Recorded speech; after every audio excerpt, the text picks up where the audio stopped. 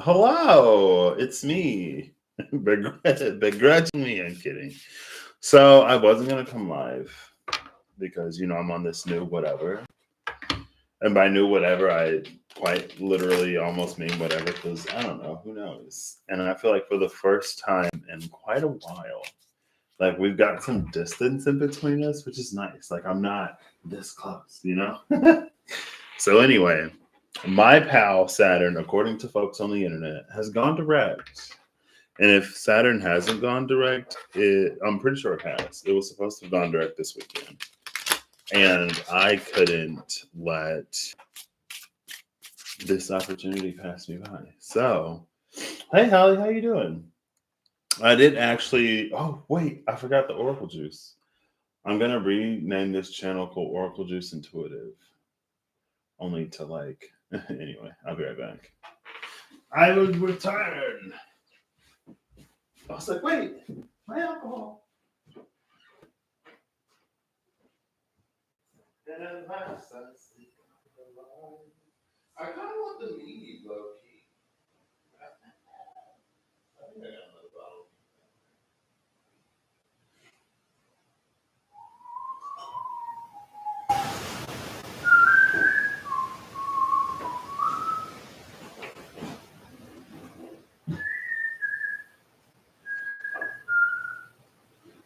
This video is.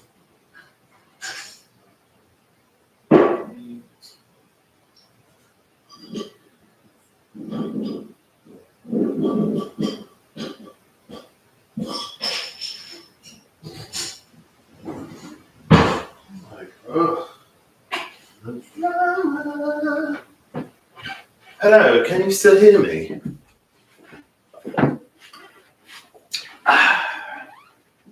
Decent. Okay. So this channel isn't sponsored by anything but responsible decision making or informed decision making because sometimes we don't make uh, responsible decisions. Sometimes we don't make the smart decision. But as long as we know what we're deciding and we're okay with it, that's fine. Let the chips fall where they may, right? Okay. So also I have a whole bottle of meat in there that's been down there for a minute. I kind of wanted to open it, but I didn't. I should have. I might after this. So also in my personal life, a few days ago, I hit 5 years. I know, so that's why I'm celebrating with a drink. I mean, I don't need it. In order for me to drink alcohol, all I have to do is to want to drink it, honestly. But I don't need to drink it personally. I want to. And then when I don't want to, I don't. But anyway, it's been 5 years since October/November. Excuse me. 5 years since October 2018, November 2018. I know. A lot has changed. Um, Even now, I'm in a position that I honestly didn't think I'd be in life. And also, 5 years ago, from week after next, would have been my first time going to London.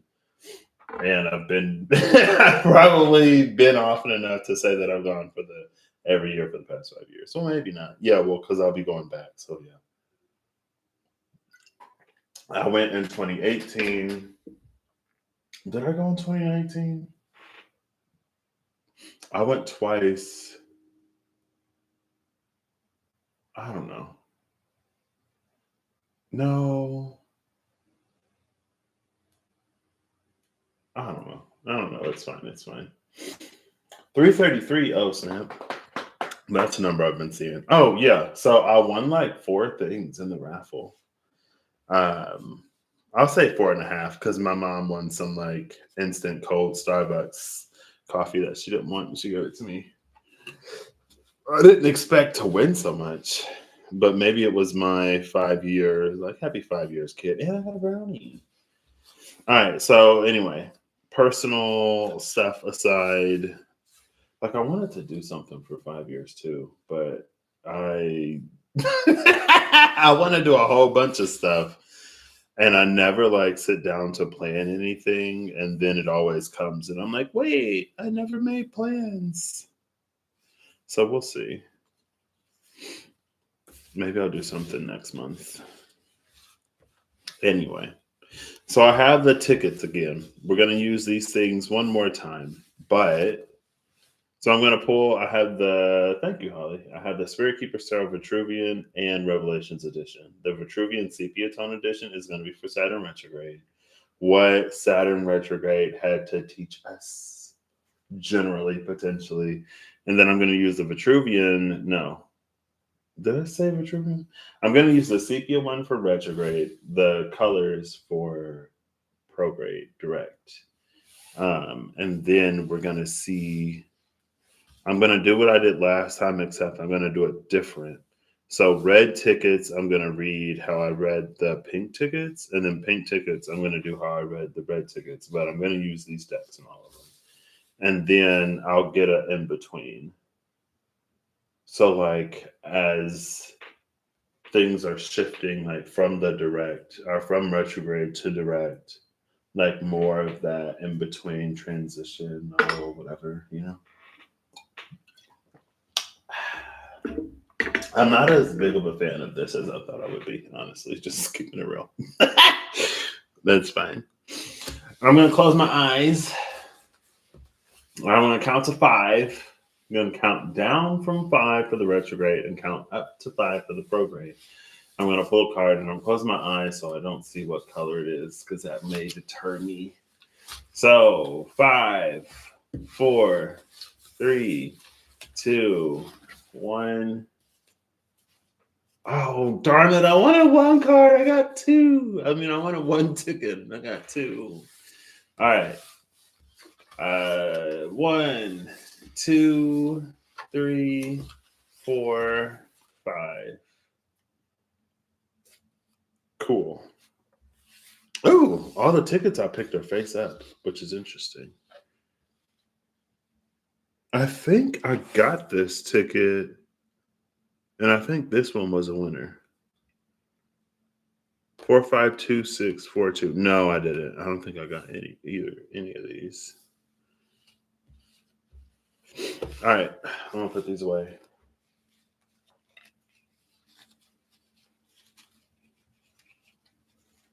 What? And it still works?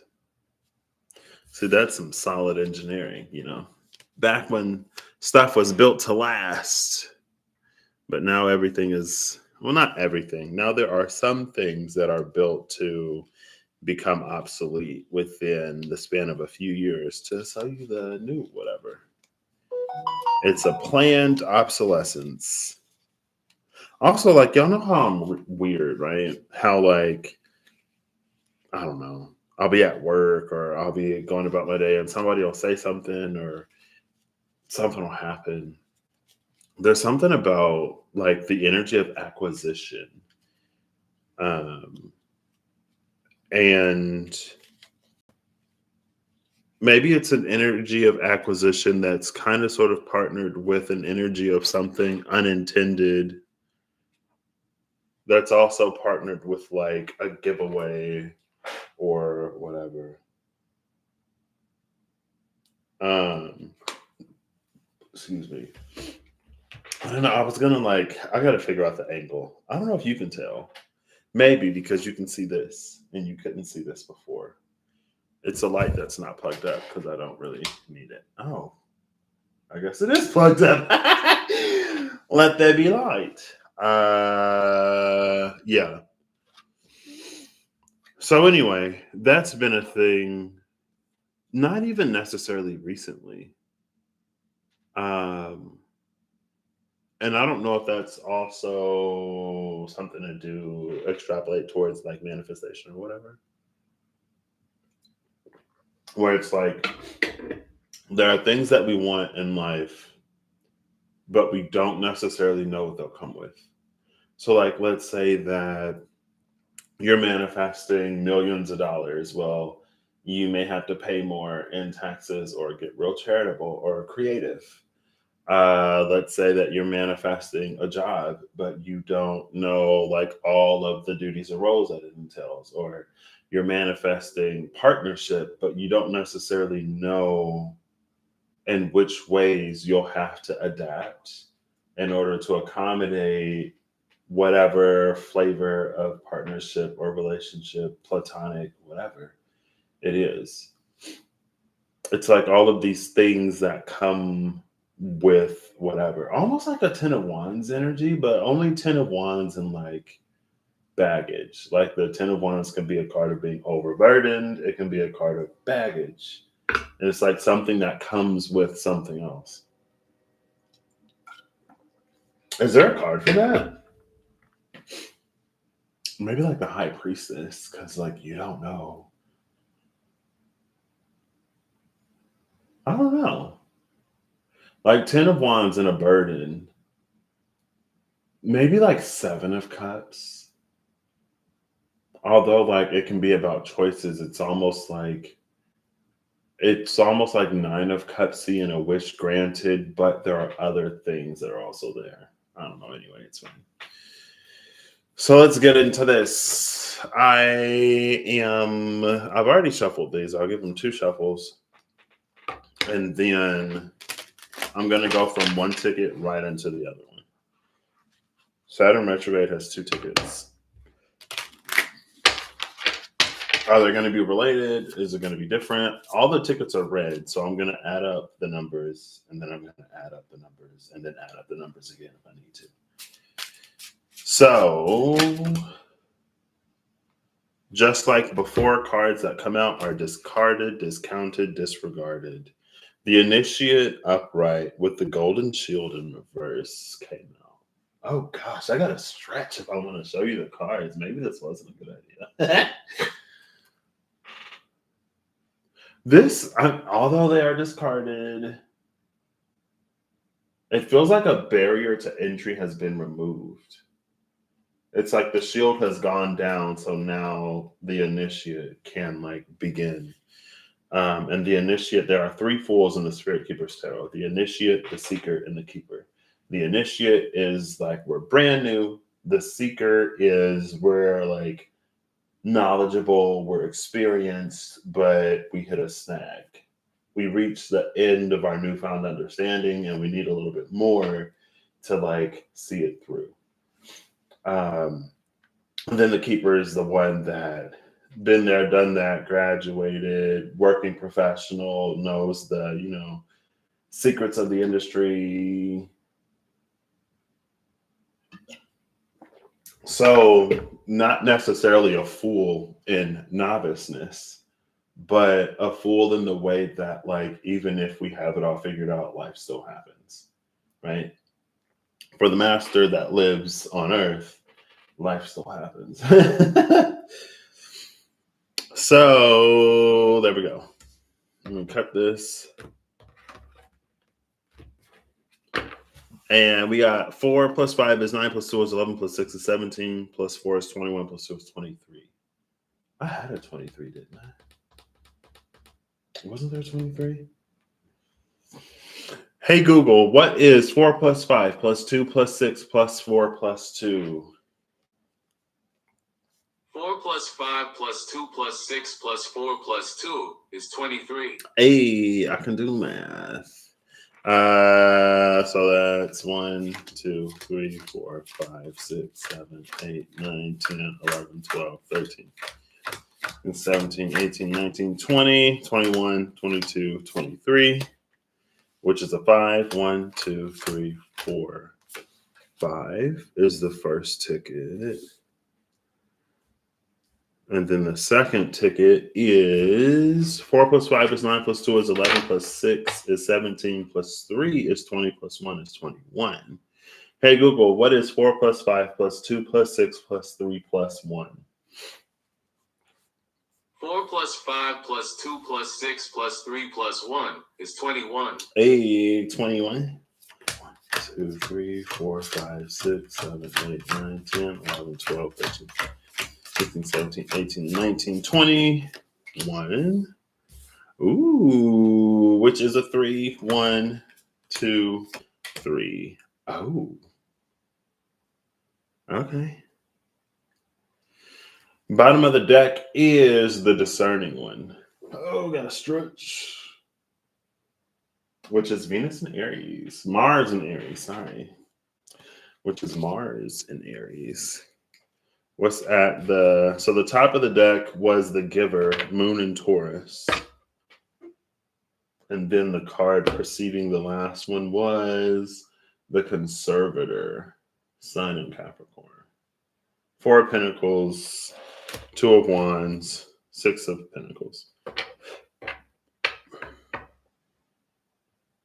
It's interesting. So with Mars and Aries and then Moon is Taurus, it's like first is Mars and then it's the Moon.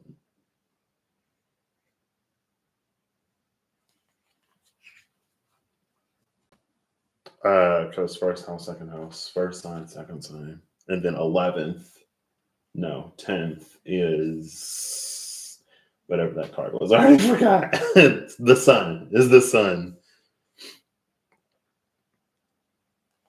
So it's almost like decontextualized. Like at first is Mars and then it's the moon. It's like that's first you do something and then you feel whatever you feel about it. So it's almost like an act first or acting without thinking. But maybe if we recontextualize it I haven't even gotten the probate. Maybe I'll do it after. I'll set the ticket up here so I don't forget. Maybe it's that unintended energy, or it's the baggage, right? First is Mars. We go after something we desire, we want, we get it. And then we enter this reflection, this period of point after we get it of like, is it what we thought it would be? What other things did it come with, and how do we feel about it? How do we feel about the way about which we got it? And then it's like with the sun and Capricorn, like to go from first to second to 10th, it's almost like there's a whole bunch of stuff in between, but ultimately that comes to be kind of sort of who we are. There's the version of us that is our intentions. There's the version of us that is our actions. There is a version of us that is our words. And then with the sun, it's almost like it's the sum total of what you intend, what you do, what you say, and more. And then I guess ultimately, because again, with the moon, it's ultimately about like how you feel about it. It's partially about how you feel about it. It's also partially about how you went about it, because the moon is the revealer of things in the dark, or the moon symbolizes things in the dark. So on one hand, it could be that point of reflection, but on the other hand, like depending on how Mars was exercised, there may be something that needs to come to be revealed.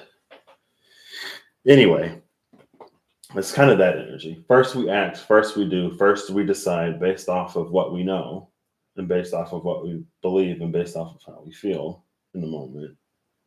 And then after it does or doesn't work out, we get to ruminate upon it. All right, next. And this is Saturn, which I guess is interesting. It's interesting because usually I feel like karmic Saturn is usually a little bit more external. Like this is happening in your life, and that's happening in your life, and this may be happening as a result of that, or this may be happening to teach you whatever. But the internal nature of this is almost refreshing.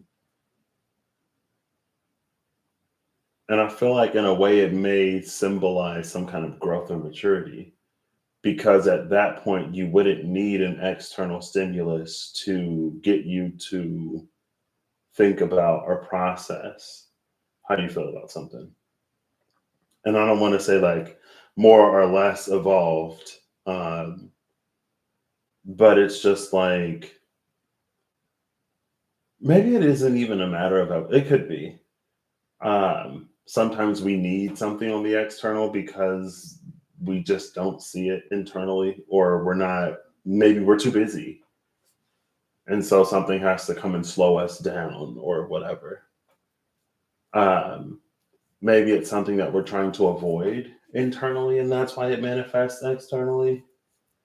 Um, Maybe it's something that we're just like unaware of, and so it comes externally. There's a number of reasons. That's why I'm not going to say it's more or less evolved. At first, I was going to be like, when we're less mature, we need an external whatever, but when we're more mature, we can sit within self and have that conversation with self and not need to be prodded or initiated or whatever that word is to go inside and to reflect.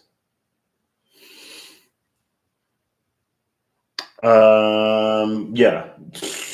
Ever since that lunar eclipse in Taurus, that full moon lunar eclipse in Taurus, I feel like it's starting to like even out. Kind of. I mean, it is. I feel like it's starting to even out, but I'm also like, but maybe I should just get over it, you know? Let gone bys be gone bys. But yeah, it's definitely interesting times.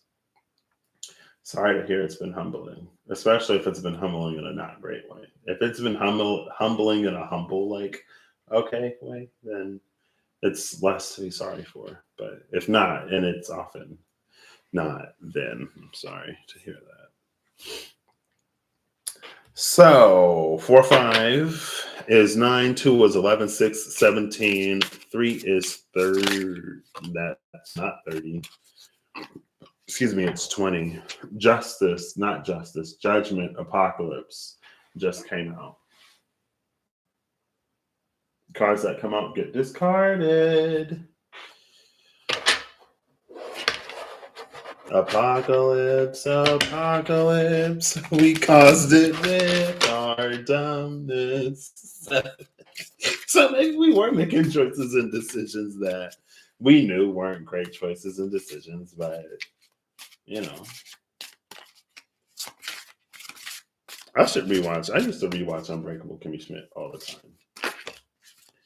Something else to be discarded. The contender, Saturn and Leo. 5 of Wands, 5 of Scepters. I'm so I like having some space and distance, but to show the cards is a little difficult. I should have put a little camera right here. Oh, I just unplugged it and put it away so I can just go like that and show you the card. It'd be easier, but it's fine. Oh, I kind of like this. So Apocalypse. So what I just said, flip it. Right? When I was like, well, maybe we were making like not great choices and decisions, and now we have to deal with the repercussions and ramifications. That's what we caused the apocalypse with our dumbness. But with the contender 5 of Wands also being discarded, also showing itself but removing itself from the equation, maybe there's like an apocalypse averted, a crisis averted type energy. Almost maybe going back to the internal versus external reflection and how it was the moon that immediately followed Mars. And that way of like, we can go inside, we can internally reflect upon things and not need a mirror or not demand upon the external world that it show us things that we refuse to see for whatever reason, willingly or not, ourselves. And so it's like, it's because of that, it's like, we don't need this apocalypse to happen. Personally, I mean, some would argue that we don't need a global apocalypse either, right? We don't need a personal apocalypse because we're already in the process of doing everything that we need to do that it would have done, right? It's like if Apocalypse was going to pay $2 for your bagel, but because it's Apocalypse, it was going to yell at you about your financial irresponsibility, but it was going to buy you your bagel.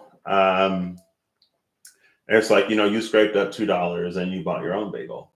So now you don't have to get an earful from somebody that gave you $2. And to some people, $2 can be a lot. There, especially in certain times and situations. But this would be like a person who has plenty, who has more than plenty. This would be a person who has more than they can realistically or even fantastically deal with. So $2 to them is like less than nothing, but they're going to lecture you about it, type of thing. Anyway.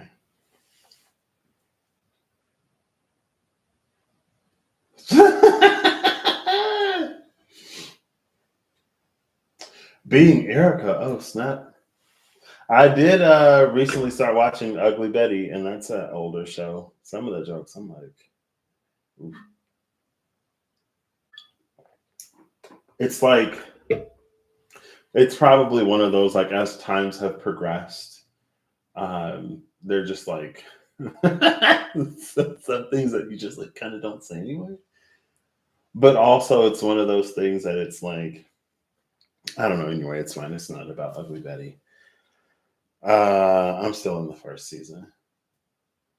So yeah, I like that the contender came out with Apocalypse because it's almost like it's not necessary anymore. Like we beat Saturn to the punch, in a way. All right, I'll do two more.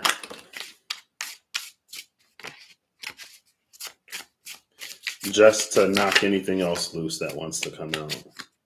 Cut it, and then we'll pull from there. So first, the champion, Six of Wands, came out. And then the Empress with the Herald of the Winds came out.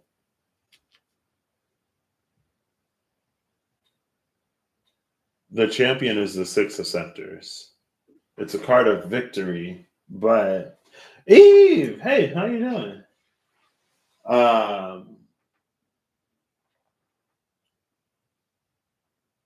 But it's like victory at what cost? Benabel depicted the six, like she's stabbing her knee with the scepter that she won. And it just symbolizes victory that comes at a cost. There's a price to pay. You want that $2 bagel, or you got to get an earful from Saturn about how you make trash choices and how irresponsible you are, and you can't even afford a $2 bagel, but you got this and you got that. And Saturn, not Saturn, but the person in the metaphor that we're calling Saturn, will like give you this whole lecture as if your life circumstances are the same, and they are couldn't be any more different. It's like it's one of those like, oh, it's only like $100,000. You can't afford that. And it's like, yeah, no, I don't just have like 100 grand sitting under the couch. I'm not gonna go on my couch cushions and pull out $1 million. Anyway, I mean, maybe that's old energy. Maybe you do got it like that. Maybe we are claiming that we got it like that. Anyway, I'm doing all right. I got my Oracle Juice. Oh, I'm Oracle Juice Intuitive now. Yeah. Or OG. Just call me OG, I guess. Or OG. So yeah, it's victory that comes at a price in this deck in particular with the Six of Wands. But because we didn't have the Five of Wands, we don't have the Six of Wands. What's interesting, though, is that the Empress is here with the Herald of the Winds. The Herald of the Winds is the Page of Swords. The pages come with messages, though. Excuse me. Ventures of the Dauntless. Oh, here's Venus. Where is Venus? I don't know. Venus is also in Aries. I haven't told you yet, but Venus and Aries came out under the second ticket. Oh.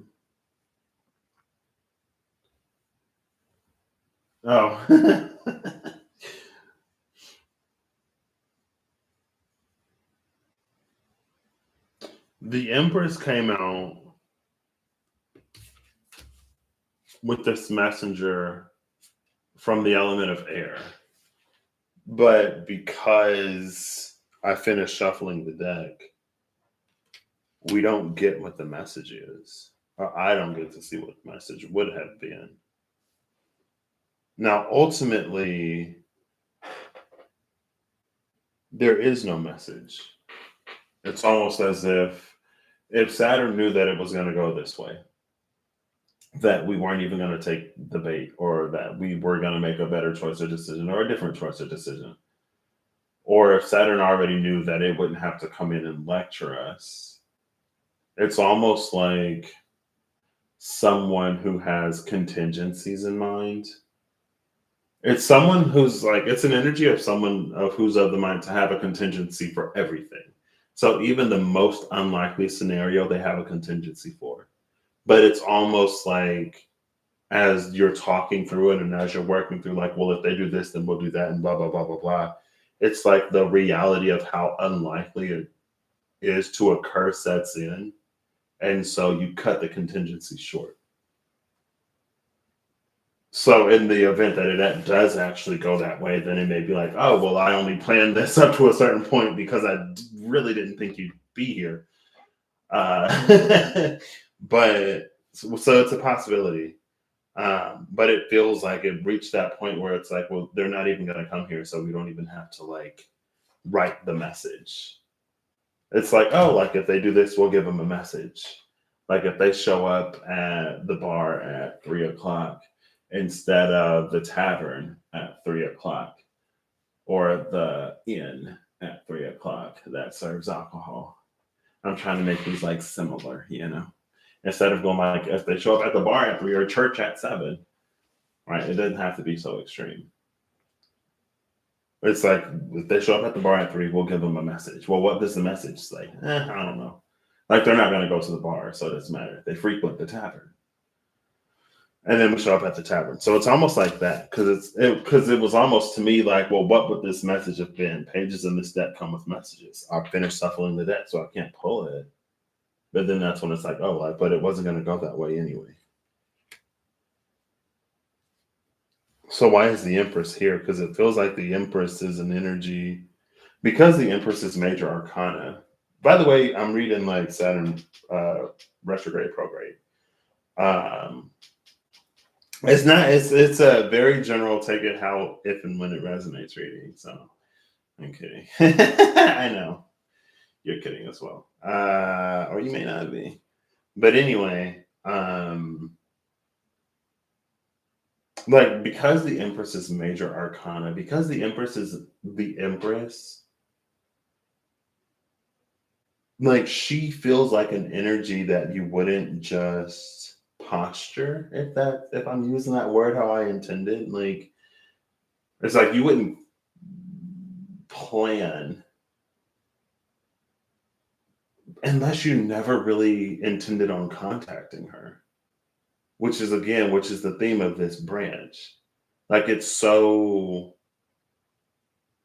unlikely to occur.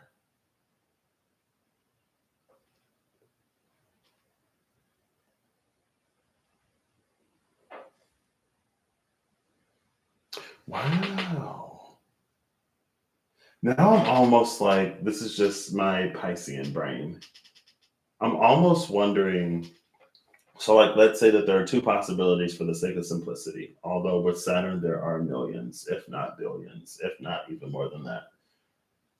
With the divine, there's a contingency for everything. Unless you really go off script in a great way, or you can really go off script in a probably not great way. But anyway, for the sake of simplicity, there's branch A and branch B. Either you go to the bar at 3:00 or you go to the tavern at 3:00. it's this. So this was a contingency of like, if they show up at the tavern at 3 o'clock, they'll get a message. And then Saturn's talking to somebody, or Saturn's dictating, and somebody else is taking notes. And they're like, well, what does the message say? And Saturn's like, that's not important. There's nothing. It's like, I don't know. They're not going to go to the bar. They always go to the tavern. There's a 99 point, an infinite number of 9% chance that they'll go to the tavern. There's a point, an infinite number of zeros, 1% chance that they'll show up at the bar. And so it's like the message is important because it's not going to happen. It feels like the Empress shows up at the tavern, or the Empress is going to be at the tavern. So in this closed branch timeline B, where there is no message, because it's like why would you, like, the Empress isn't just some random person on the street that's like, hey, I'll pay you $5 if you like go and talk to that person and hand them this message, right? Or, that I feel like that doesn't fit the scale of our Saturn character. I'll pay you 200 grand if you go give them a message. And they're like, 200 grand to deliver a letter. Do you want me to like get on a knee when I do it?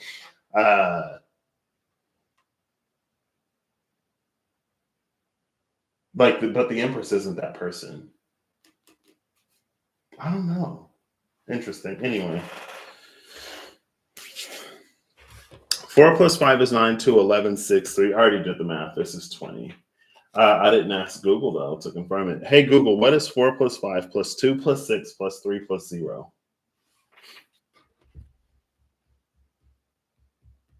Wow, Google's not even listening.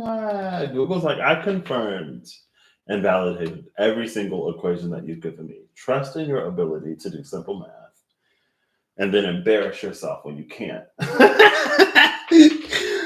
It's 1 less than 21, okay? It's 20. 1, 2, 3, 4, 5, 6, 7, 8, 9, 10, 11, 12, 13, 14, 15, 16, 17, 18, 19, 20, which is a 2, 1, 2. Bottom of the deck is, guess who the bottom of the deck is? It's hilarious. The funny part about this is that I've mentioned 2 of these cards. One of these cards I actually mentioned as the card for that whole unintended baggage. It comes with strings that you didn't know about. The other one, it was like, I was like, it's kind of like that energy, but it wouldn't be that because that energy isn't evolved enough.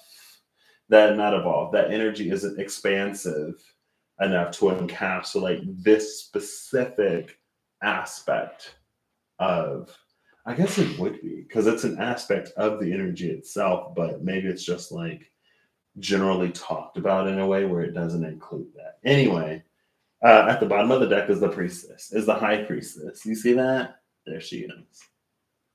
I was like, oh, it could be like the high priestess just because like she knows like everything. Who would have thought that if I took this job, I'd also have to babysit my boss's kids on the weekend? The high priestess. And the person who quit that job. I'm kidding. The last person that had it. Top of the deck is Sun and Scorpio, the memory keeper. 6 of Cups. It was the 6 of Pentacles on the other one. And then the card before it is the Erudite. This is very, very interesting because this is actually the first card that came out in Ticket 1. The Erudite, the Hermit. Hermit of the Mysteries. Well, we got the Hermit of the Mysteries and the High Priestess. Sanctuary of Isis. Of course it is, because why not? All right. So there's no more fuss and there's no more scenes. I'm kidding. You should see my nectarines. And I'm telling you this, I'm going to tell kings and queens. So Saturn retrograde, ticket number 1 is the Erudite and the Destroyer.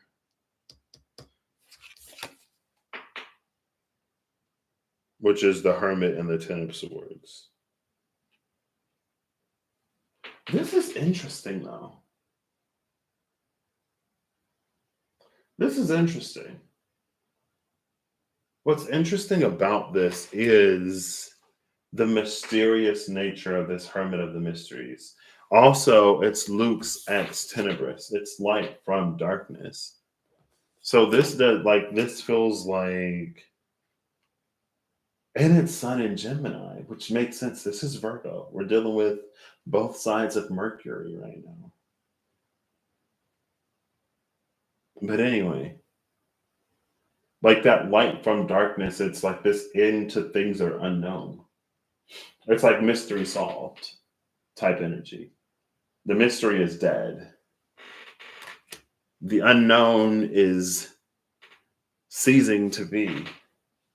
The more we know, the less we don't know. In general, this isn't one of those I know nothing videos, okay? Or maybe it is. You know nothing. Um, the more we know, the less we don't know.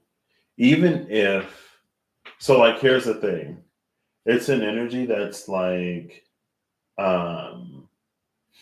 before you left for what? Where are you? I mean, you don't have to tell me anything, but you on vacation? Are you in Cali? Are you visiting Kathy? Doing that deck work? Um, have you posted one of my videos for the new series? Honestly, if it released in the past 4 days, then work has been work has been work has been work. Ooh, you're in Colorado. I have a friend in Colorado. And apparently somebody else I know in Colorado. He's in, I don't even remember. But he just got a new job. I think it's remote though, so I don't know if he's moving. He was supposed to be moving. Mini vacation. Oof, I could use one of those. So you get tomorrow off too. Nice. Well, I hope you're enjoying Colorado. I saw that they got some snow a few days ago. It probably snowed in a lot of places around Halloween because it's cold. Was colder. But I hope it's very relaxing and everything that you need it to be, and even what you want it to be. So it's like sometimes we feel that like I got like an answer, but the answers only led to more questions. And so we may feel that even when we know more, there's even more that we don't know. But in the grand scheme of things, we didn't know that before. We didn't know it before. Like the only difference is like now we know that we don't know. Before we didn't know that we didn't know. But ultimately, we still know more now than we did before in the grand scheme and the non-personalized totality of the knowable, not even the unknowable, but in the grand totality of the knowable, there's more that we know and less that we don't know. There may be more that we know that we don't know, but there's less that we don't know because we didn't know it before either.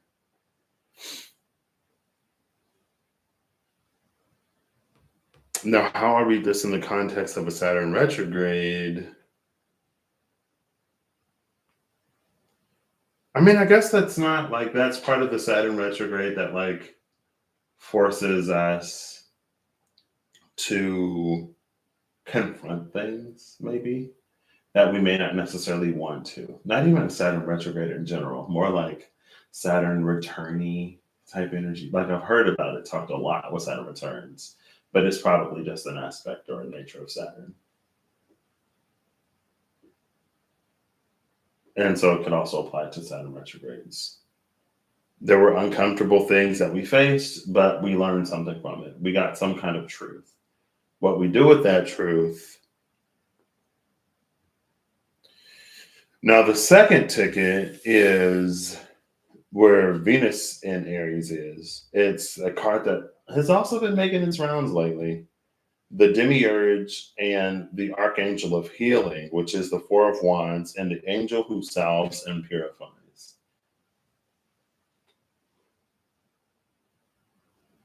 Now, what's gorgeous about this is that if this is a two-ticket item, both of these are the same story instead of it being two separate things, is that after the Ten of Swords Destroyer comes in, we have that Archangel feeling.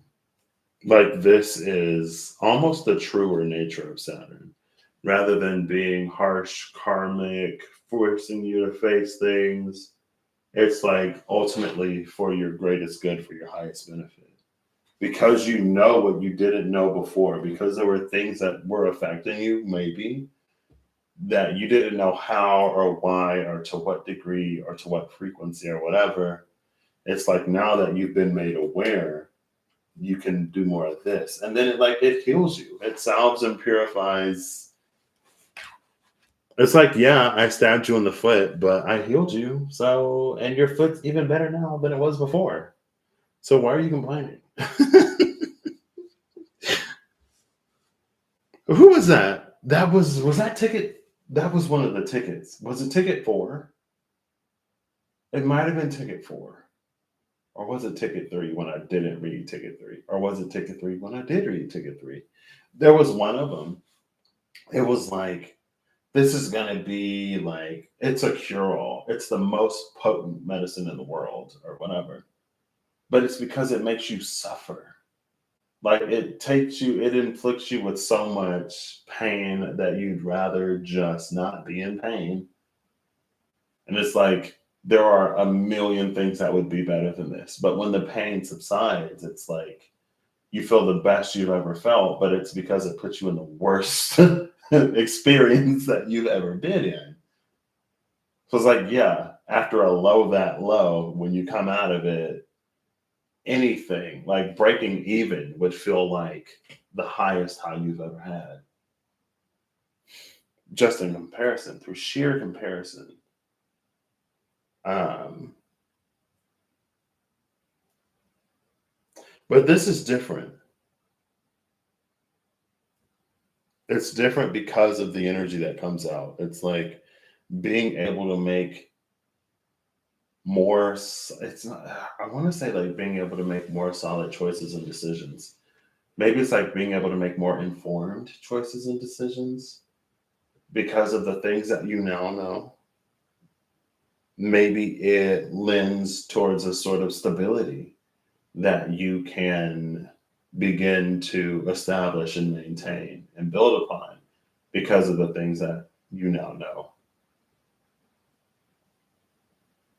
Like Saturn retrograde was very, and it feels like it isn't necessarily something that's unique to this past Saturn retrograde. It feels like it's probably characteristic to a Saturn retrograde in general. Not that I would know. But it's like there are things in life. Ooh, and you want to bed? That sounds amazing. Also, it's only like 7 o'clock. I mean, this is my first night off, and I had to work 13 hours last night because I worked the time change. But it feels like it's like 3 o'clock in the morning. I'm so tired. I'm ready for bed.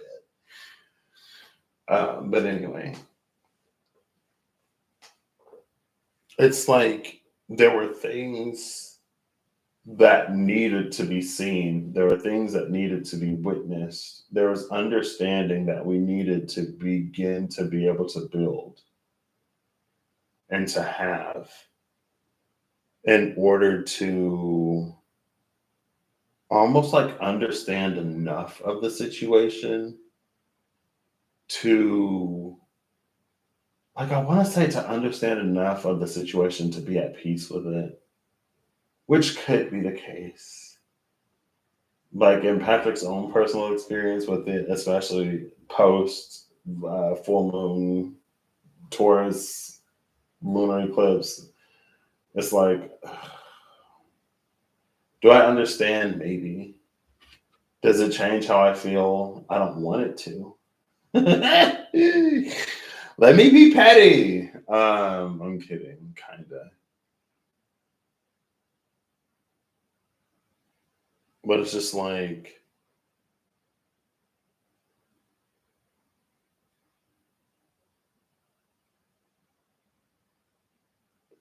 I don't know. Then you get to move on from it too with this Archangel of Healing.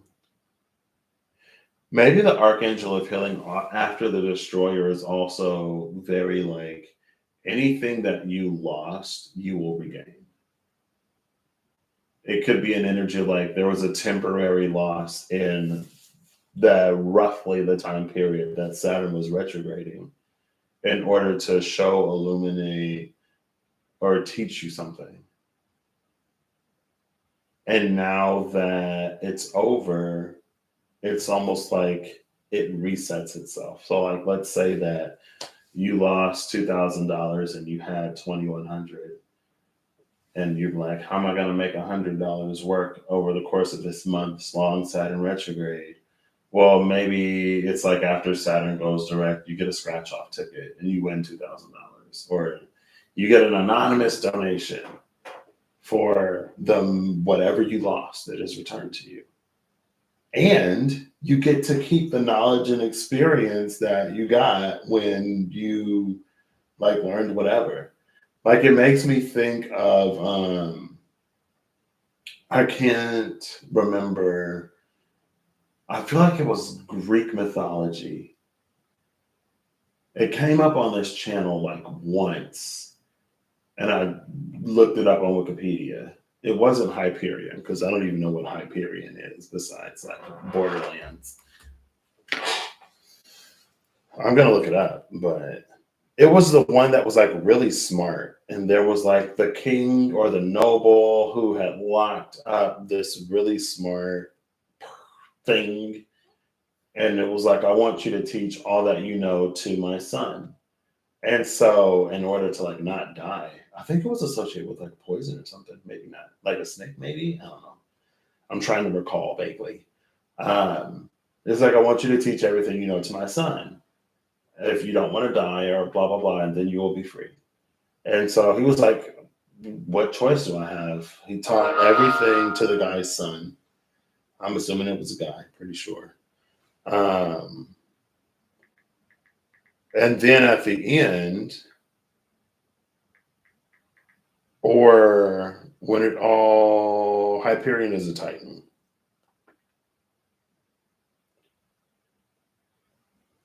What? Hyperion is the Titan god of heavenly light and watchfulness. Also considered one of the four pillars of the cosmos and the father of the lights of heaven, including the dawn, sun, and moon.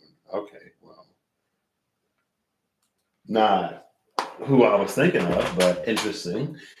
But anyway, he's like, spit in my mouth or something like that. And the guy did it apparently. I don't remember why. I don't remember why or how, but I'm pretty sure spit was involved. And it went from the guy who he taught everything to him, and then he was freed. But when he spit in his mouth, like everything that he learned was returned. Apparently, it was held on the saliva. And so he served his sentence. He taught everything that he knew to whoever's son. And at the very end, his son lost all of it. And he got his freedom. I guess that wasn't the point, because we're not necessarily held captive, even if we feel like it during a Saturn return. And the destroyer is there. So especially if we feel like it during a Saturn return. But it's like the best thing is we don't lose all that we gained. Our losses are recovered and our gains are retained. So ultimately, we're better off. You know, besides maybe some potential counseling that we may need from some psychological trauma that occurred. For that, I recommend you check out Rob Kenobi. Anyway. There's my train. It's fine. Yeah. Everything that we lose is returned to us. And we gain everything, or we retain. We keep everything that we gained, everything that we learned, all of the wisdom and everything by the end of it. Now, the Saturn prograde, the Saturn direct ticket came out with the 9 of Cups and the 3 of Cups. which is a 12 of cups, which is a hanged man of cups. And hangman is water. So it's right at home. Now the nine of cups is the card I was like, yeah, because it's like wish fulfillment. So it's like nine of cups energy, but like the nine of cups is usually so positive that it doesn't include like that be careful what you wish for. The nine of cups is like you just might get it, but it doesn't necessarily include the be careful what you wish for. The high priestess would know how your life changes when you get what you wish for. Anyway, the wish granted in the kindred. One moment, please. I must take this.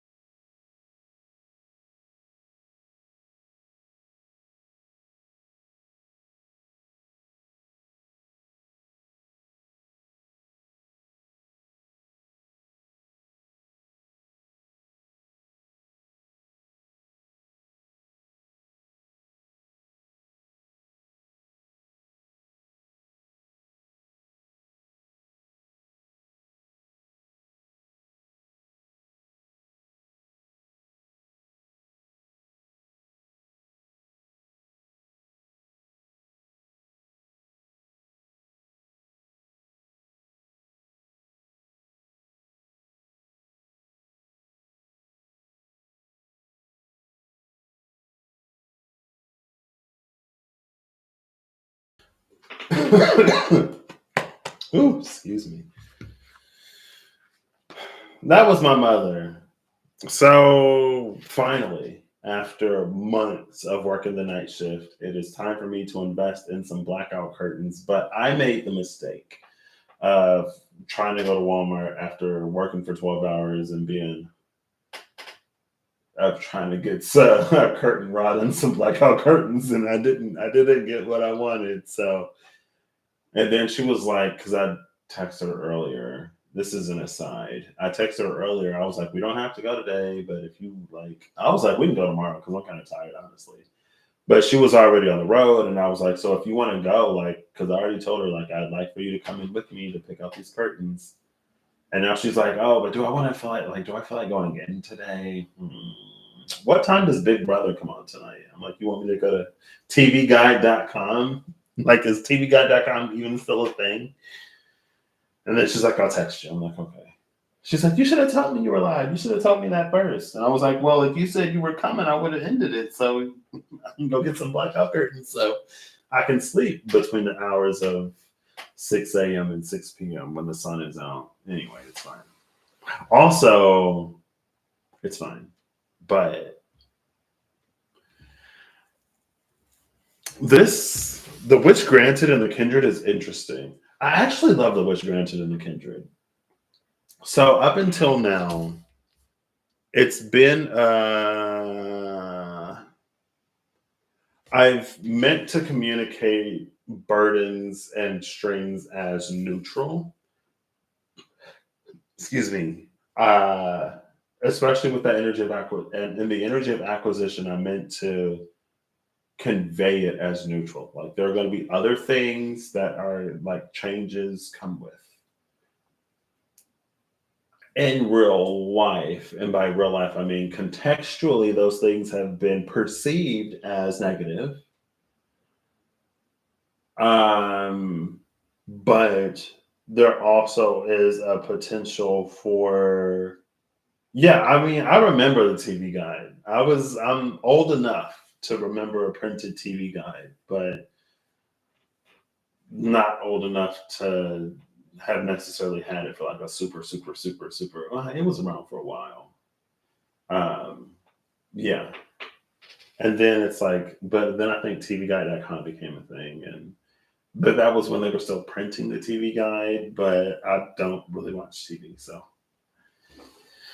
anyway, I watch all my TV after it's been finished and put on Netflix. Um, Back to this with the Three of Cups. It feels like good baggage because it's the kindred with the wish granted. Like if it was the wish granted and the Ten of Wands, or if it was the wish granted and the Seven of Swords, or whatever, then it could be like, yeah, you get your wish, but it comes with a whole bunch of stuff that you don't really want. Like, yeah, you can get the job, but I hope you don't mind doing stuff that's not within your job description on the weekend to keep your boss happy. Or it's like, yeah, you can get that person, but I hope you don't mind someone that just leaves everything everywhere because that's how they live. And that's what you're manifesting. That's what you're saying you want, even though you and the universe both know that you can't stand that. But it's like, it's things like that that you don't know until you're in the situation. It's not necessarily advertised information, like, not that it should be. It's just, it's stuff that you don't find out until it becomes your life, until you have to adapt, until you get a in-person view.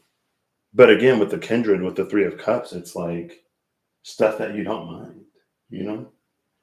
It's like, let's say it's a person, and that person is super into comic books. So they're like, they're this amazing person, and but every like once or twice or however often a year, they go to like Comic-Con and they're obsessed. And they want you to go with them because like you're their person and you're not into comic books, but you are very into other things that are also at Comic-Con. So it's like yeah, you have to go, but you don't mind it because you actually kind of want to go. Like you've always wanted to go. It's when you get more than what you bargained for, but in the best way. When one wish granted becomes seven. Let's take this, let's kick it up to a star energy. Why not?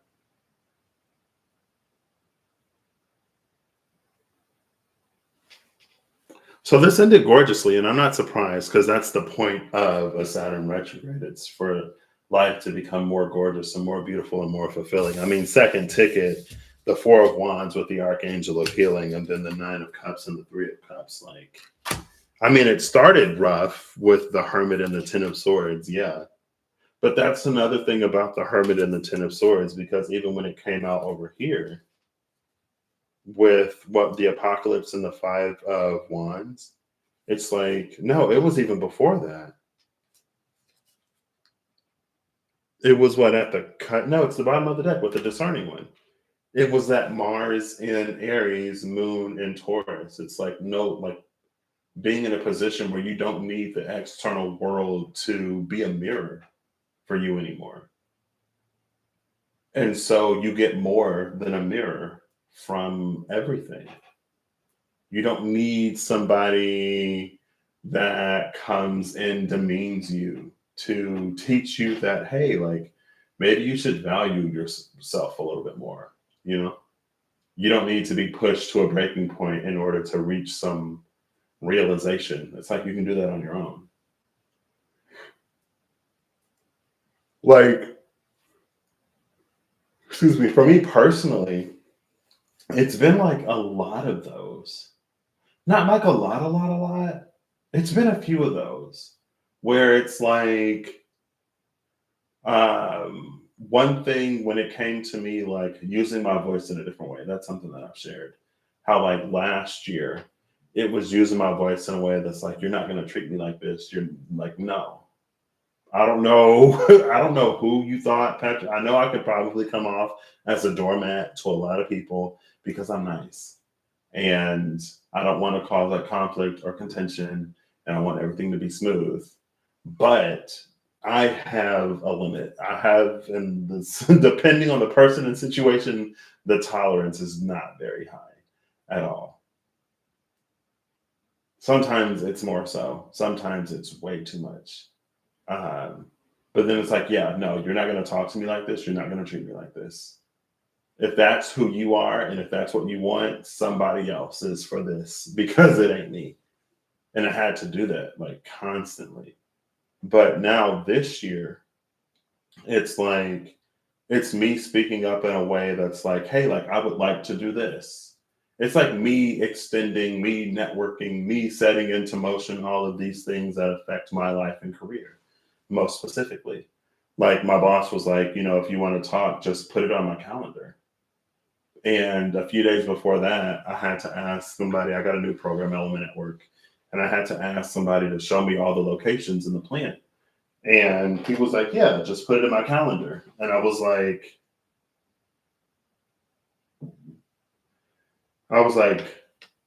can you tell me when works best for you? But then I was like, well, if he told me to put it in his calendar, then I'll just like put 3 meetings in his calendar for when I think I'll be free. And then I was just like, hey, I sent you 3, just accept the one that works. He accepted all 3, and I expected like one. But then she was like, yeah, just put it on my calendar. And then for me, that was a like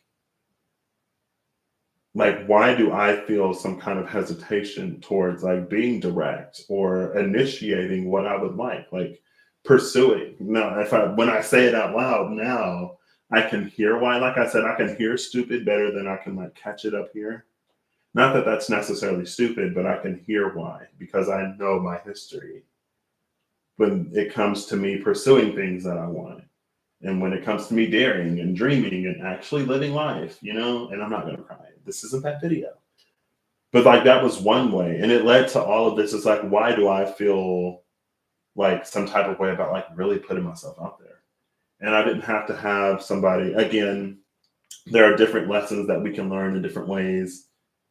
But I have learned that. I guess maybe that's why. Because I've learned it in a way of like people underestimating me, people selling me short, people not like I may be generous with my time, but if I'm generous with my time, that doesn't mean that I don't value it. Because I can enjoy my time alone. Um, but it's like when I'm generous with my time, but my time isn't respected, then I'm like, okay, yeah, we have an issue. We have a problem. Because there are many things I could be doing that I'd rather do. I'm here because like I want to be because I care. Blah blah blah. Anyway, it's like when I'm put in a situation where it's questioned or where like I feel devalued, then instinctively I'm like, no, you're not gonna talk to me like this, you're not gonna treat me like this, I'm worth more than this. And I know that. So because I know that and because you're not validating my knowing of that, no. But this is like it's almost like because that was always the thing or because that was the way it was trying to be taught to me before it didn't really stick. I became reliant upon something external to motivate me to like be motivated. It's almost like instead of being self motivated, I was I guess like the I got a Taurus on my chart. I was like the bull. I'm out grazing in the grass, and unless you provoke, poke, or prod me, I'm chill. Like, are there things that I kind of want to do? Yeah, but this grass tastes really good, and my feet kind of feel great when they're not moving. You know what I mean? Like, I'm contented here. And it's like, yeah, but greater happiness is out there. Anyway, so in that specific context, and there's something else like, and it's like, why do I do that? Why do I say that? Why do I feel like this? Like, I shouldn't do, say, or feel like this. And I'm like, huh, you know? And it's like it's internal. It's nothing that like it happens in sometimes for these in particular, it happens in situations with other people, but it's not like motivated by other people how it was in the past. Like it's just something that comes up in an interaction, and then I'm just like, wow, why do I feel this way? instead of being made to feel a certain type of way. Now I'm like questioning it myself. I'm like, huh. And then it's that Saturnian question of, okay, you see this. What are you going to do with it? Is anything going to change, or are you still going to keep doing the same? And now I'm of a mind. Now I'm to a point, and of course, a lot has changed within within this past 5 years that helps with that. But it's like now I'm like, you know what? Like, no, things aren't going to be the same. I am going to change, and then things change. Anyway. So it's like that. It's like that Mars moon, like that. All of that, it can happen. It can be inspired by interaction, but it's not externally motivated, or it's not externally motivated in the same way, at the very least. And it's because of the Ten of Swords that came out after this Hermit of the Mysteries that now this healing and this greater harmony can come in. And apparently, like, I had to Google what it means. The demiurge is the one who almost quite literally creates the reality. And it's funny. It's interesting to me because I feel like the context of demiurge and the feelings around demiurge are very like negative, but everybody wants to be one. And a lot of people claim to be one. Now, when there are not great people or forces or whatever that are creating realities that aren't great, then it's like, yeah. Anyway, it's fine. We do so from a healed place, from an informed place. Because when we don't know and when we're blind, then it's like, it's almost like there are holes within our creation that others can come in and feel how they please, depending on whatever their whim and whatever their intention is. And it's just like, because we don't know. It's like, oh, I didn't even know that there was a fifth room. And then you go into the fifth room and it's like pink and you hate the color pink. And you're like, why is there a pink room in my house? And it's like, oh, because like you didn't know about it and somebody else moved in. And that's why your water and your electric and your internet and all of your bills have been so high. It's because you have a tenant in your house that you didn't even know about. Right? But Saturn helps illuminate those tenants to us, or helped. This card came out recently. It was the moon on the North Compass, the North Compass on the moon. That was the one where it's like all these parts coming together, fated encounters. And I was like, wow, like in my own personal life, maybe this is like, I had this major lesson and this major lesson, and then this other thing that was like kind of in the background. That's the Norman Reedus, or whatever the character from The Walking Dead is that Eve said. I don't remember. I'm sorry. That's when I saw that card. But anyway, it's almost like it's because it's not, and again, that's my personal theory, philosophy, belief, that when we don't need mirrors, we get more than a mirror from other people and more than a mirror from the world. But when we do need a mirror, that's what we get. If we can only see into others as deeply as we can see into ourselves, then of course all we're going to see is us and everything and everyone. But when we can see ourselves more and more fully and wholly and completely, then maybe we can extend the same to others, or we can see them more and more fully, wholly, and completely. You know what I mean? Potentially, what do I know? Or maybe, excuse me. Because there's also there's this anime that I'm watching. And one of the characters was like, because there's a theory that it's like the soul comes before the body, but there's a body with a different soul in it, and the body is reacting. And then the character was like, hey, like, I think this disproves your theory because my soul is in this body and this body is rejecting me. So the body can't just follow the soul or whatever. And he was like, I don't think that's true for me. And then in the show, he was like, oh, well, maybe things work differently for different people, like depending on what your truth is. And of course, So I have to do that. That was my journey, buddy. I'm on my days off. Well, I work weekends this month, so my days off are a lot of people's days on. Um, but maybe it's like that.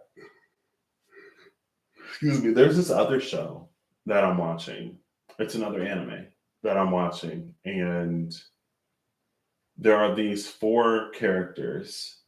It's an isekai. There are these four characters who are summoned to another world that three of them believe to be a video game, and the fourth one wasn't as well versed in video games. So for him, it's like real life. But because it's real life, because the stakes are different for him, and because he doesn't treat it like a video game, he ultimately gets a lot farther than the other three. But it's because of his engagement, which is interesting for detachment to Marian limits. For people for not even people, but for the line of belief, the school of belief, for the truth that detachment is the greatest way to get the greatest, quickest, and most efficient way to get the farthest in life. But it is his attachment, it is his caring, it's his, like, honestly, his willingness to learn the world that he's in that gets him a lot farther. And the other characters, like, they think that he cheats. He's like, oh, you have to be cheating because blah, blah, blah. Like, how are you doing all this? And the thing about the show is that, like, they're all from Japan, but they're from four different timelines or four different parallel universes. So, like, their histories are slightly different. And, like, this happened, and, like, this country won this war, and this person was the 47th prime minister instead of that person. And in their games, like, all of the games that they're used to are different. And so their way of, like, leveling up and using skills and doing stuff, it's funny that they're different, but those three characters, like, are basically the same. They do the same stuff. And then you have the main character of the show who does things in a more organic way. That's very different. And they call him a cheater because he's not treating it like some other game. But anyway, he finds out that he finds out that the world that they're in is complex enough to accommodate all three, really, because he has no knowledge. The world is complex enough, but he discovers things about the world so far. The world is complex enough to accommodate all four versions of that truth. And he's kind of externally forced in a very well way. If you don't do this, I will kill you. It's an anime, okay? If you four can't get along, there's four heroes that are supposed to save the world. And there's this very powerful being that's like, if you four can't get along because you're going to have to work together, I'll just kill you. I'll kill all four of you. Four new people will be summoned. And then, they'll work together and get it right. And he's like, in his very real experience, he's like, I can't forgive them for this and for that. And they all turned their back on me. And, like, it was a lie. And it's like, yeah. And also, they're kind of garbage. Like, I've had to go up and clean up their messes. And she's like, yeah, but moving forward, you're not going to be able to do this alone. And if y'all don't work together for the sake of the world, we'll get some new people in here who'll do it. I feel like this is a tangent, but anyway, I'm going somewhere with this. So it was because of the threat, because of that external motivation, that he's like, okay, I'll do my best to work with the other three. It didn't go well because they still call him a cheater and other things. But he tells them, he's like this world, everything that you believe to be true is true, but also what the others to believe to be true is true. So we can get a lot further if we share our knowledge and share our wisdom. So, like, the way that you level up a skill, because one person was like, oh, you, like, upgrade your skills. And then another person was like, oh, you upgrade your weapons and armor. And another person was like, oh, no, it's the levels that matter. And it's like all of them are true. It's complex enough to accommodate everything. So anyway, for those in which it's true, it will be true. going back to the detachment. And anyway, I forget. I'm trying to follow the train back. And it's probably something I said. And then it was like, it was the detachment thing. That's like, if you want to get the furthest in life, don't be attached to anything. And it's like there's a difference between participation, attachment, expectation, and a whole bunch of other stuff. Now, I think for us as people, there's a lot of like vinegar in the alchemy. There's a lot of slippery slopes where it can be difficult to be attached to something but not codependent upon it and to not have expectations of it.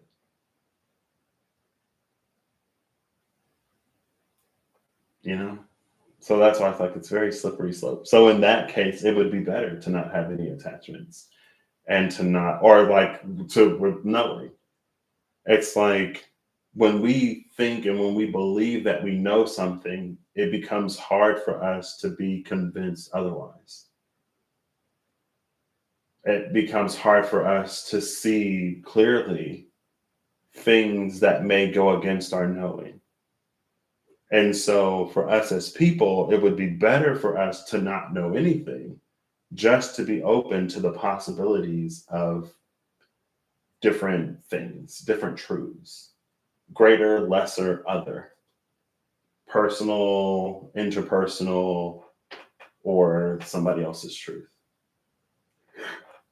And it's like maybe it's not knowing more so than it is an openness to an expansion of knowing. So in that way, you can know what you know, but still be open to that knowing changing and evolving as you change and evolve, as you find out more.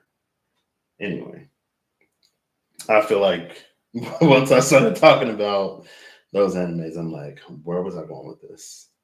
Oh, the demiurge, that's why. Because I was like when I looked it up, it was like, oh, evil, blah, blah, blah. But then it was like the demiurge is someone who creates the reality. And it's like, oh, well, that's what people like. Isn't that manifestation?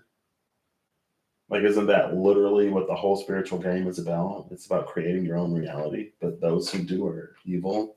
And it's like, yeah, well, because they're not like they're creating your reality instead of you creating your reality, but maybe you're creating a reality in which they create your reality in a forfeiture of power.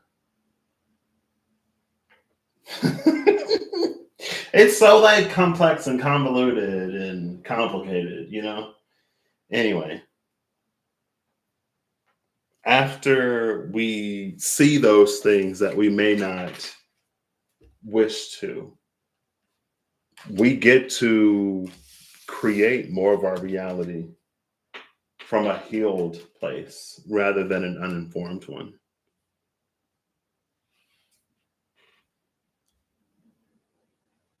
And in that, maybe that, again, that's why I got on that. It's like, because we're creating things, but in all that we don't know, we're leaving empty rooms for any tenant to come in and do what they please with the house. But it's like, again, with this greater awareness and understanding, we get to be more knowledgeable of who we rent out rooms to if we decide to rent out rooms.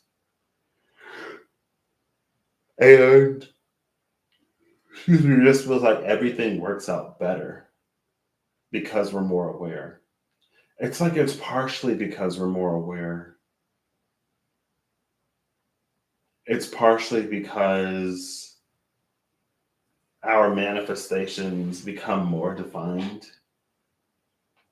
And it's partially, again, it's my personal belief. Ain't nobody got to take you. You ain't got to resonate for nobody else.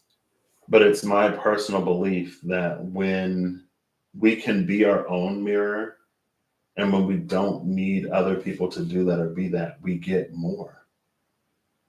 And so this more to a wish, this baggage that it comes with is something surprisingly pleasant. Rather than it being like, yeah, this is going to be the love of your life, but they're going to reflect back to you all of the nastiness that you have inside of you that you can't see or that you refuse to see or that you're unaware of.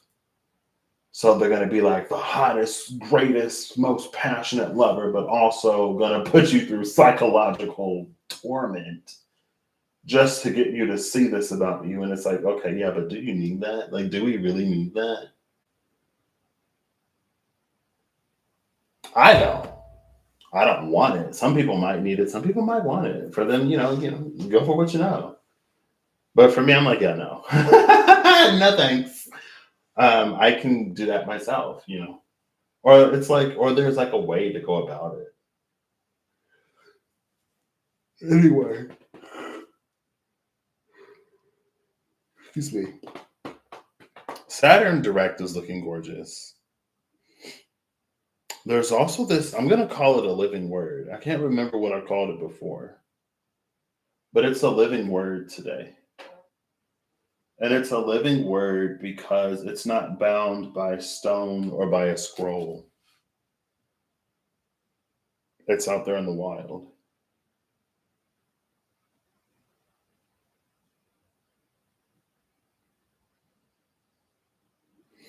So I was going to pull a card for the transition. I don't even know what I would pull. I wanted to pull it. I had a thought of pulling another deck. And then I had a thought of like pulling one from both. We'll do that. I'm going to add all three of these up.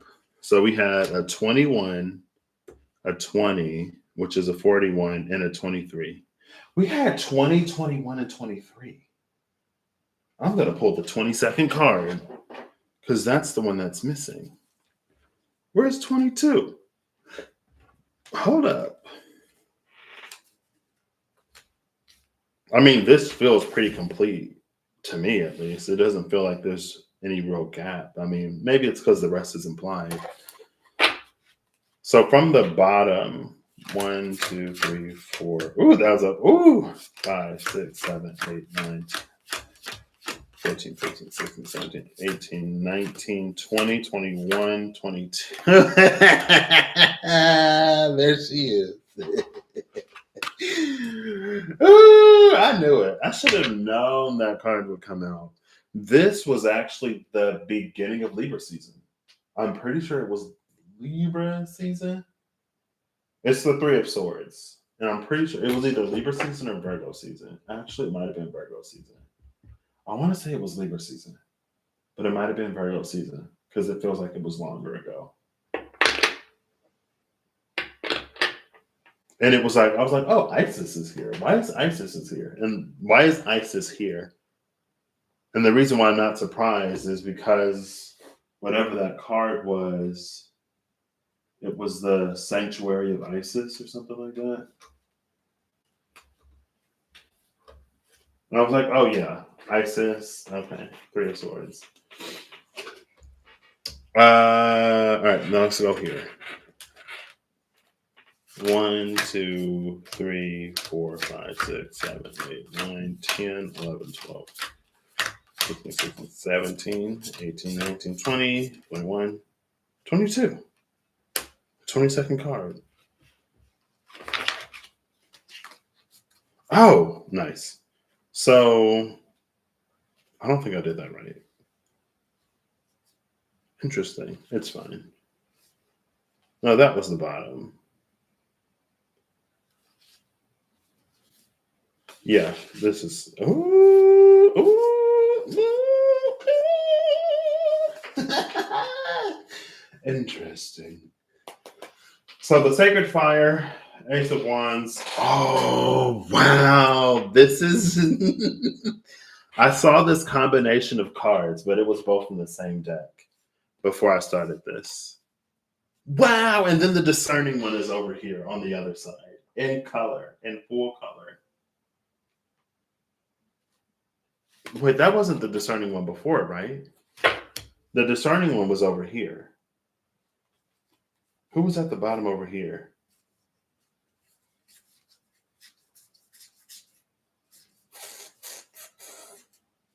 The high priestess. It was the high priestess. So now the discerning one it's right here. The archangel of glory, angel of art and grace, and ace of scepters, the awakening.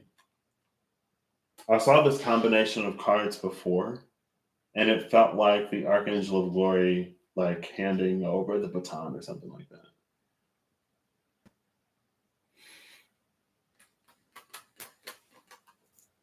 Oh, now this makes sense. This makes sense. This makes sense in a very like weird, esoteric way. Oh, this. So you see how it's like these symbols? It's a magic square, Loshu magic square, but it's in stone. And then we have these runes that are like they're not bound by stone and they're not on a scroll. So that's why I was like, oh, it's like a living word. There's a Six of Cups. Hold up. Oh. The Six of Cups was over here. The Six of Pentacles was over here. The Six of Cups is behind this Ace of Wands. And we saw the Memory Keeper over here. So it's interesting that like behind the card at the bottom of the deck now was a reference to the other. I mean, I guess is it interesting or like it's Saturn like direct and Saturn retrograde. So it makes sense if there's a link between the two. It makes sense that there is some kind of cohesiveness in the energy, right? The two cards that came out, it's Isis in the Bereaved, Isis the Resurrector, and the Angel. And when I saw it was like Isis resurrecting, and then there's this angel energy, and then the Archangel of Glory is like passing on the torch. I was like, oh.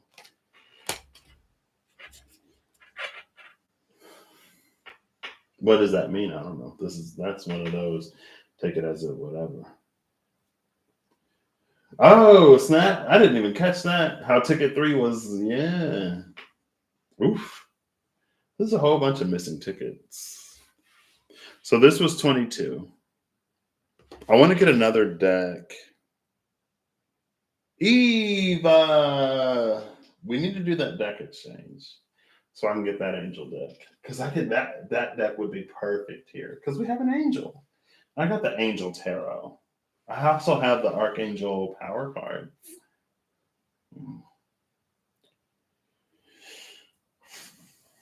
Resurrection, Isis. I have the Tarot Apocalypsis, but I kind of want to use an Oracle deck. I don't know. I mentioned Vinegar, but not in this way. What's interesting about this, maybe this is something about, is that the one? The sister to the dark one? Are you asking me about the gilded deck? A gilded deck that I have, gilded Turtle Royale, the gilded Lenormand Royale? Are you talking about the one with the new angel deck that you have? And you're like, I got an extra copy if you want to do a deck exchange. And I was like, yeah, I'll take a picture of all my decks. Months ago. Oh, there's been a lot. Oh, the Gilded Lenormand. Okay, yeah, that is the one you're talking about. Why not? Oof. If I scoot over here.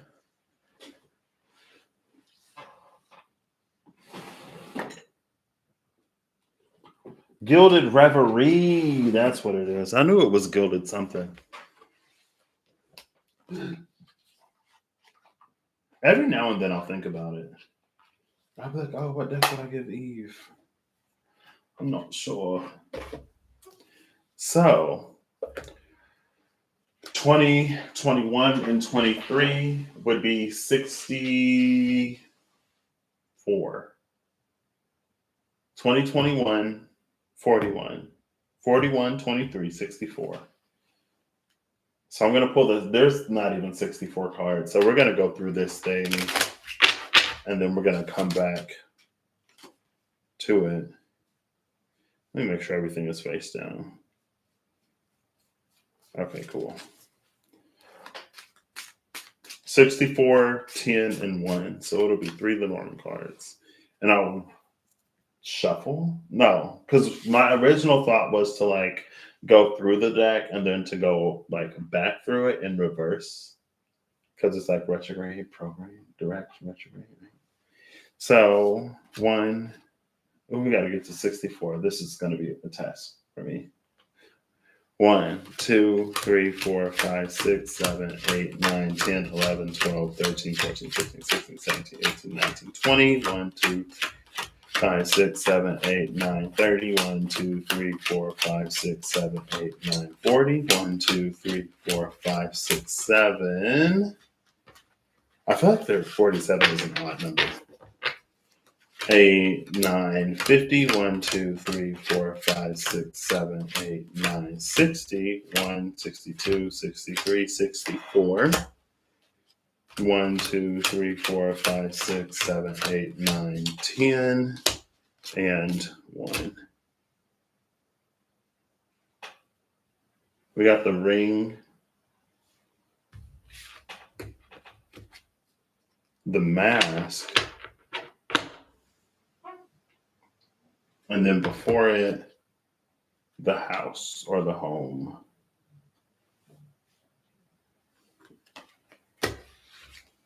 That's interesting. I feel like that goes back to that how there was the gap between what we do and how we feel. And it was that I think a lot of times we would like to be seen as our intentions, especially if we believe our intentions to be pure. We would like to be seen as our intentions and not our actions, not our words, and not our deeds. Not what we do, but how like it plays out in our mind. Like in my head, I'm not a bad guy, even if I like misuse and abuse and take advantage of people. Like, but that's not who I am. And it's like, well, your actions are also a defining part of you. You know, you could have the best intentions in the world, but if you're ending it, then you know what I mean? Like there's all of that and a whole bunch of other stuff that creates the sum total of who we are. But the thing with the mask and the ring, with that home in between, it's almost like us being forced, not being forced. It's like us, that's like the life that we live. It's like if you made your bed, now you have to lie in it type of energy. But maybe it's more so that like in the beginning we were well intentioned and we made one choice and decision and another choice and decision.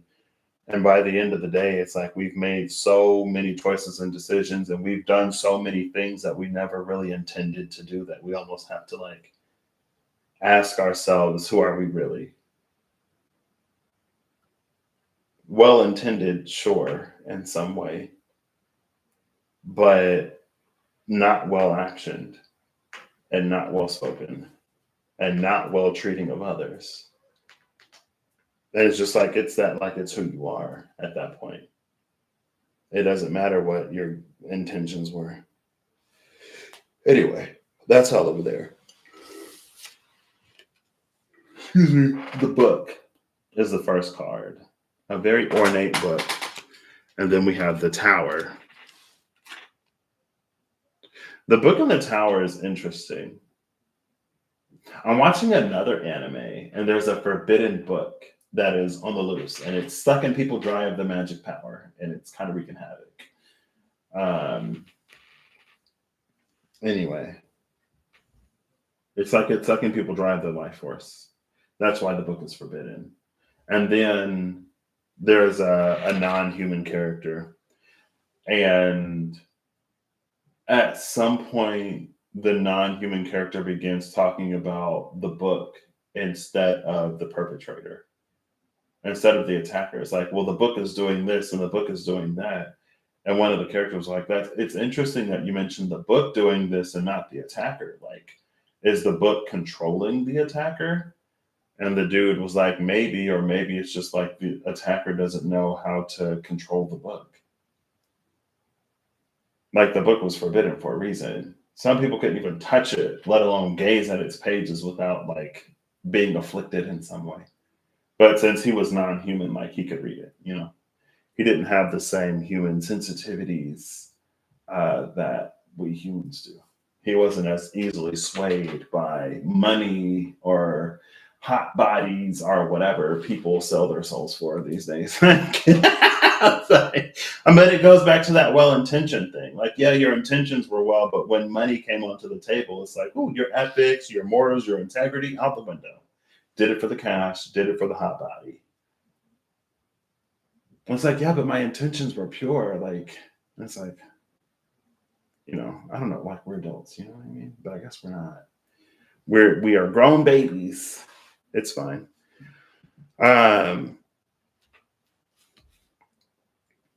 But another remedy to that is this would have been the Saturn retrograde. The book controlling the attacker, or the attacker not having the capacity to not be consumed by whatever the forbidden book was, whatever. It's interesting that the forbidden book comes up because it was ticket number 4 that had the snake in the politic, or in the politician, and that like Adam and Eve thing. I remember. I was like, not Everlong Mystic Eve, but back in Eden Eve. But anyway, like the first ticket of Saturn return would have given us the capacity to not be overwhelmed or controlled by this forbidden book.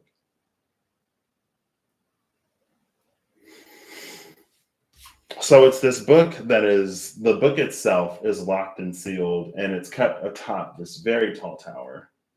But now we have the daybirds. The daybirds, it feels like free entry. Like, yeah, the book, the forbidden book, or the sealed book is kept atop this very tall. You can even in the tower, you can see the birds. Like, they have free access at the top. I gotta stretch so you can see. You see the birds up there? You see the squiggles? You see all the open doors and windows at the top of the tower? They can fly right in. There is something that is no longer off limits to them. And this 12 is the mirror of the 21, which was this ticket. The 4 of Wands and the Archangel of Healing, King of Cups energy. But the mirror of that is making a home and having access to what is basically inaccessible. And that, I feel like that goes back to ticket 4 again. When it was like, it's just like there are some things that get us further from where we want to be, even if we intend to, and even if in our mind we are directing our steps in the direction of it. But it's like we couldn't be going any more opposite sometimes. I think I thought about that last night, or maybe the night before when I was at work. It just popped back into my mind when I was like intentions are pure.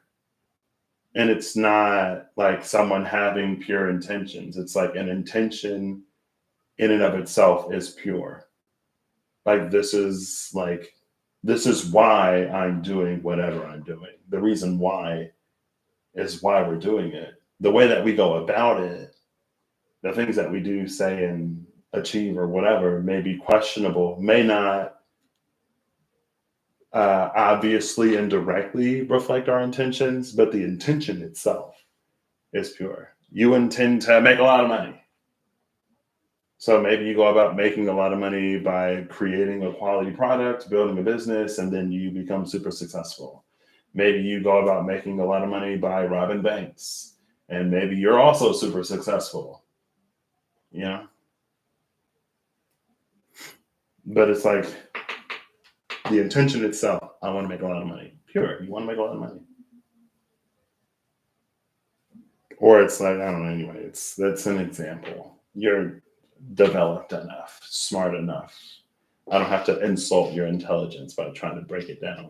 So yeah, I say stuff like that, but then I also feel like another thing that's been coming up lately, kind of sort of low key, is how like sometimes ineffective my communication is.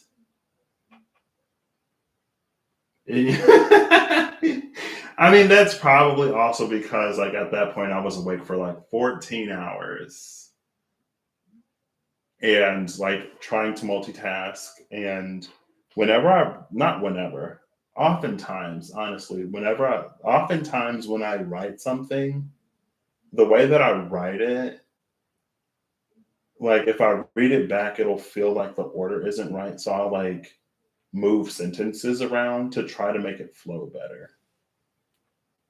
Because sometimes that could be like a beginning, end, middle. Like that's how my brain works sometimes. Or since I know the beginning or since I know the end, like maybe I'll start at the end and then do the beginning and then in the middle. It's like the chronology is all messed up. It's not purely chronological and it's not purely in reverse chronology.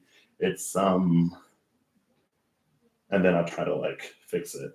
And I tried to fix it, but in fixing it, I didn't add a key descriptor like this is when it was failing. So it sounded like, hey, it worked, but it didn't work at all. Instead of, hey, it worked. This is what was happening when it wasn't working. Anyway,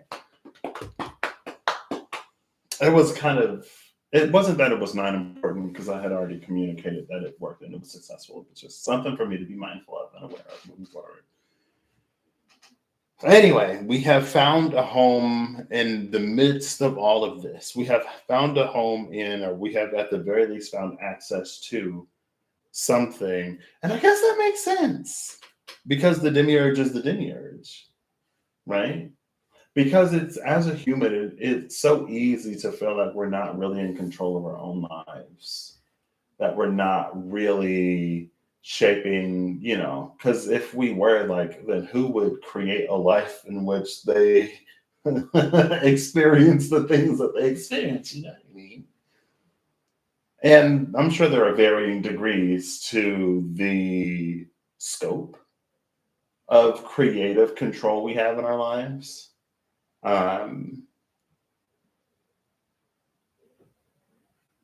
But anyway, it's like, and maybe that's a thing too. Maybe it's in our own dissatisfaction at the lack of control that we have in our lives that we turn towards others that seem to be in control and we demonize them. I'm miserable because you are doing this and you're doing that. Now, sometimes it is very much so real life, especially when it comes to structures and organizations and people in positions of power that have the ability to make choices and decisions that affect other people. Sometimes it's not. Sometimes it's a lack of self accountability and other stuff that get us to project whatever onto other people. Anyway, I talk about Goob from Meet the Robinsons all the time, but it's very Goob. Goob is like, I missed the catch that could have won us that game, and everybody hated me for all my life, and it's your fault, Wilbur. And like Goob went to school, and people were like, hey, Goob, like, how was your weekend? Like, everybody was nice to Goob, but because he felt like a failure because of he couldn't get no sleep that night, that became his reality. But if you watch the movie, you can see that it isn't. But unfortunately, we don't get to watch our own lives like a movie until the end, some believe, when you do your life review. Anyway.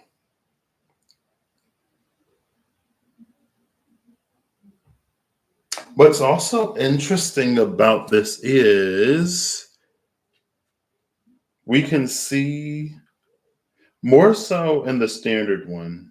So maybe it's like literally not too far from the bottom of the deck either. It's standard. And the Vitruvian, it's more visible. This Archangel of Glory has like all of these scrolls and books and letters.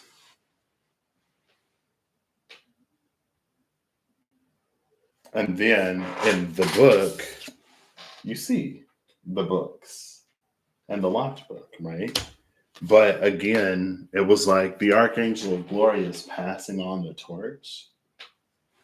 Through this Saturn retrograde cycle, something has transpired within us deeply enough for us to have free access to this information that is so safeguarded, like it has 2 layers of defense, not including anyone stationed in and around the tower. But again, free access. Cool.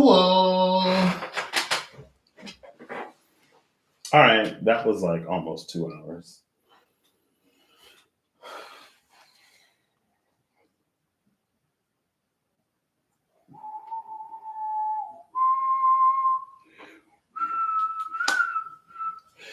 So, I guess we'll get final cards. That was Saturn retrograde. Again, like, I'm not surprised that this would come out for Saturn retrograde because it feels like with Saturn retrogrades, like, that's the point. I feel like with Saturn in general, like, the point isn't to be cruel and restrictive and to put people in prisons and to make you feel like you can't do anything and that you're being punished for everything. Like, that's not the end goal. It may be a means, but that's not why.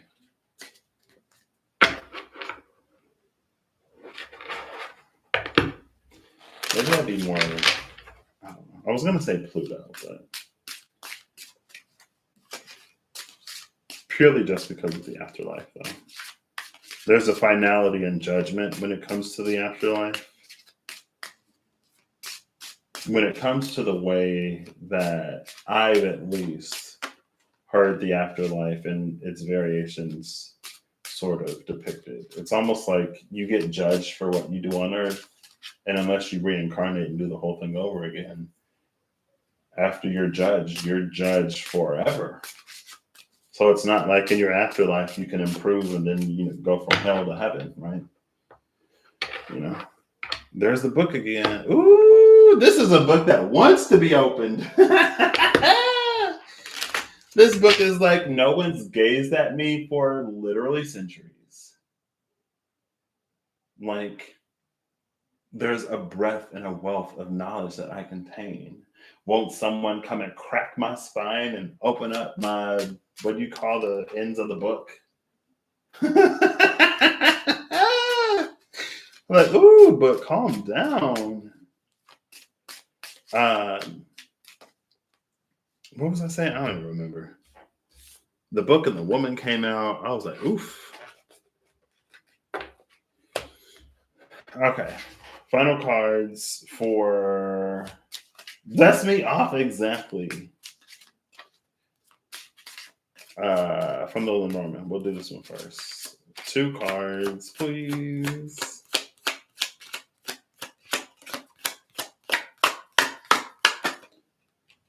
Oof. I just saw this card recently. I got a personal reading from one of my favorites. And they were like, what's the word?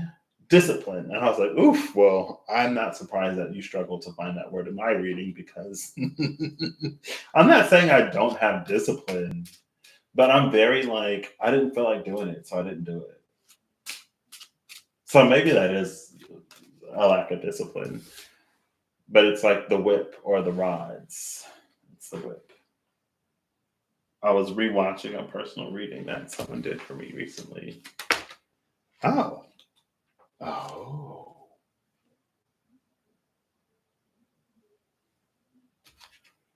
11-12. Wow, look at that. 11-12 would be 21-23. No, would be 20-21.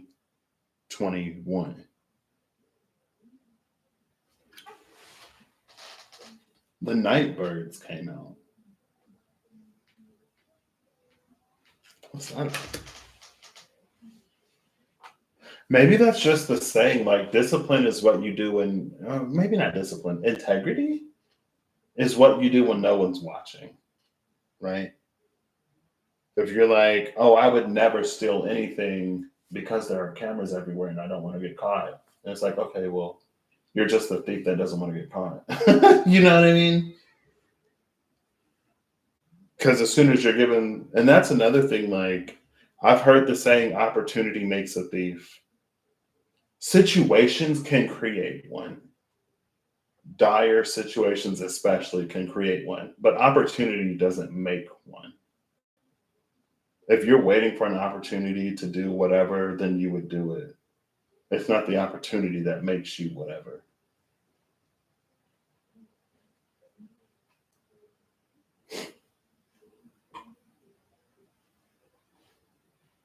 But it's like it's what you do when no one's watching and when you believe that no one will ever find out that really matters.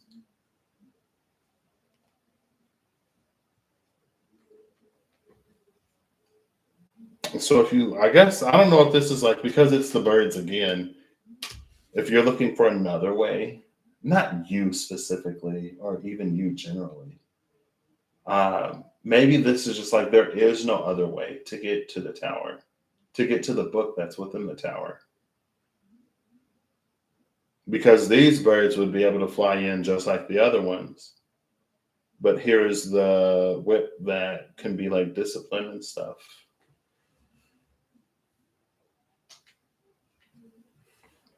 Also, I believe, I don't know if she's still doing them, but if you haven't gotten a personal from the Everlong Mystic and it's something that you're considering, personal experience will say that she's pretty great.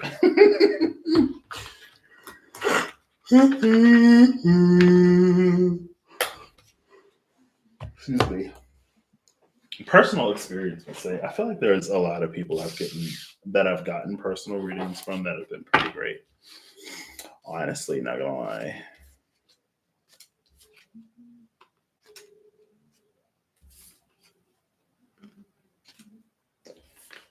Ooh, the tickets. I'm kind of sad that this might be the last ticket reading.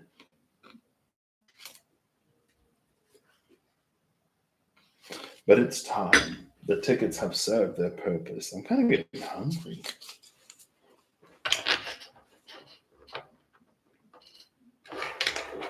Ooh, look, there's the star. 1, 2, 3, 4. Oh, 1, 2, 3, 4, 5, 6, 7. There's only 7. After I said, oh, wait, there's the 8th one. I found the 8th star. Yes. There are 8 stars in the star card. When you get one wish, you get 7 more with the wish granted in the kindred. It's a continuously ever unfolding lotus of blessings, abundance, and everything divine. But it's because, again, it's like there are more and more rooms in your complex that you're aware of. So you can be more mindful of what takes space, of what lives rent free in your mind. It's living rent free, but it's driving up the bills, you know? But that's the whole point of something living rent free. It's like you don't mind that your electricity goes from 100 to 25 million. They're worth it. Don't pay rent, don't pay electric, gas, garbage. Don't clean up after yourself. I'll do everything for you. Just don't need me. I'm sorry. Oh, that wasn't necessary. But sometimes it be like that, honestly, high key. When we think that we would be worse off with or without something. And I think sometimes that's why I feel like it's a fear. Honestly, it kind of sort of feels like a fear of our own competence or capacity or well being that we don't even give ourselves the chance to experience certain things. And because we don't give ourselves the chance to experience certain things because of the fears associated with it, we remain closed off to the blessings that could come through that open door as well. And that ain't me telling anybody to open any kind of door. Cause it ain't gonna be Patrick said that. Not that anybody ever says it, but it's not gonna be what Patrick said to open the door. It's like, what, did you look through the peephole? Did you ask who it is before you just invited some vampire into your house? They can't come in unless they're invited in the movies. And welcome mats may or may not count as an invitation. It depends on the source. I guess a lot of things depend on the source today, huh? The source kind of being truth, or the truth that we abide by, the truth that we believe in, and the truth that in turn shapes our reality, partially because it governs how we interact with it.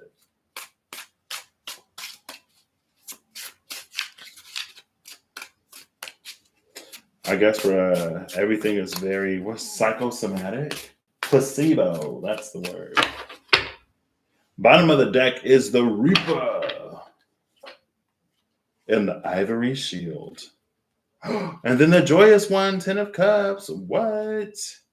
Oh, and then there's the angel. That's the other version of the angel that came out. And you can see the night and the day. Let me just like scoot closer. I'm gonna have to figure this whole thing out. Anyway, it's fine. It's like all of this gorgeousness lies. First is the shield that lies behind the Reaper, and then behind the shield is the Ten of Cups.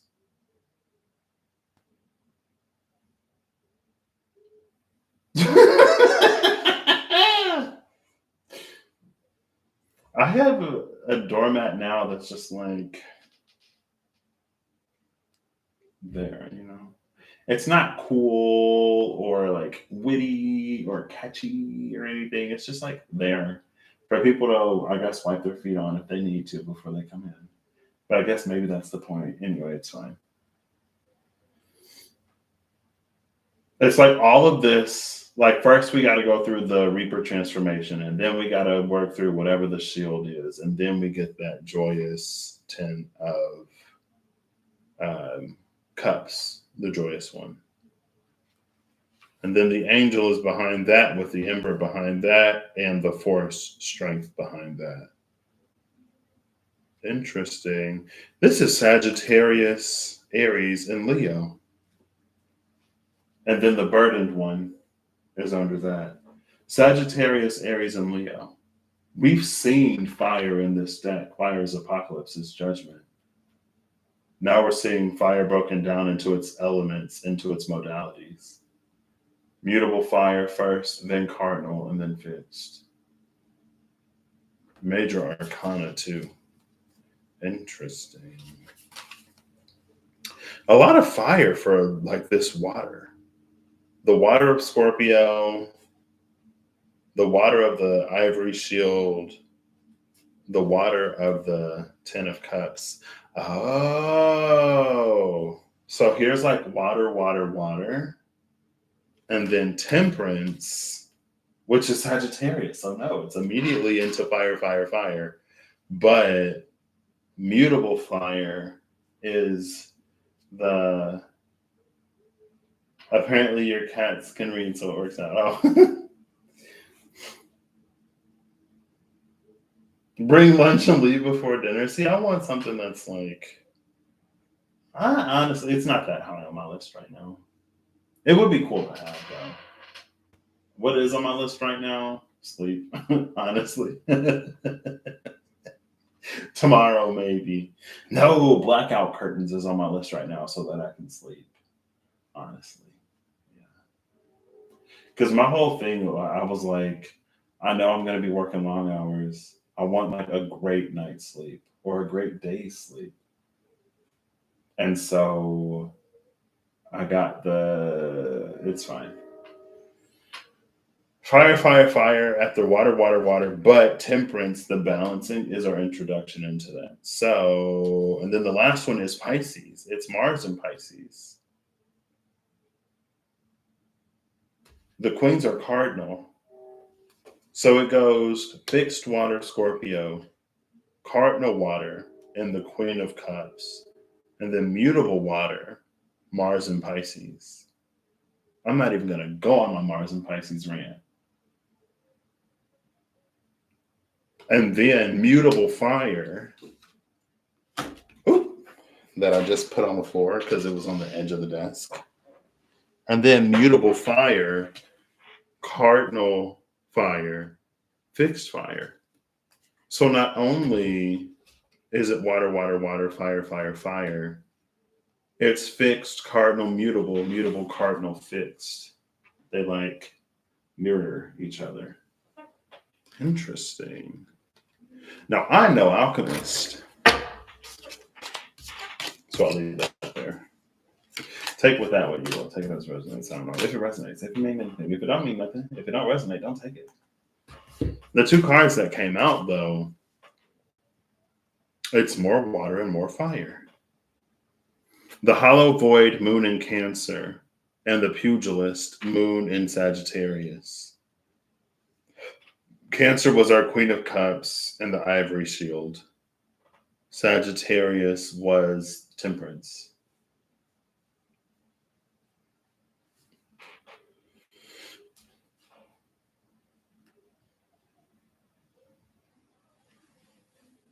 There's also the lobster, scorpion. There's also the scorpion that represents Scorpio. Both the lobster and the scorpio represent Scorpio. Up in the tree.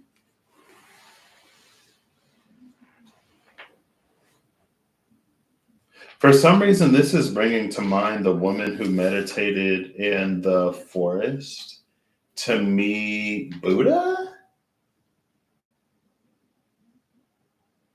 The woman, I'm pretty sure, who meditated in the forest to meet somebody holy or divine.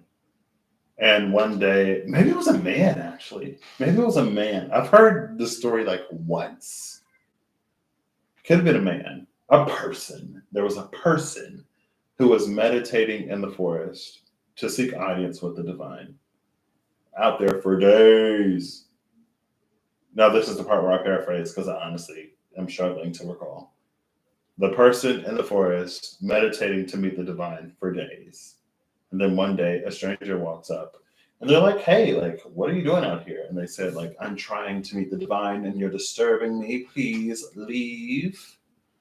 And they're like, what's up? Like, is there any particular reason?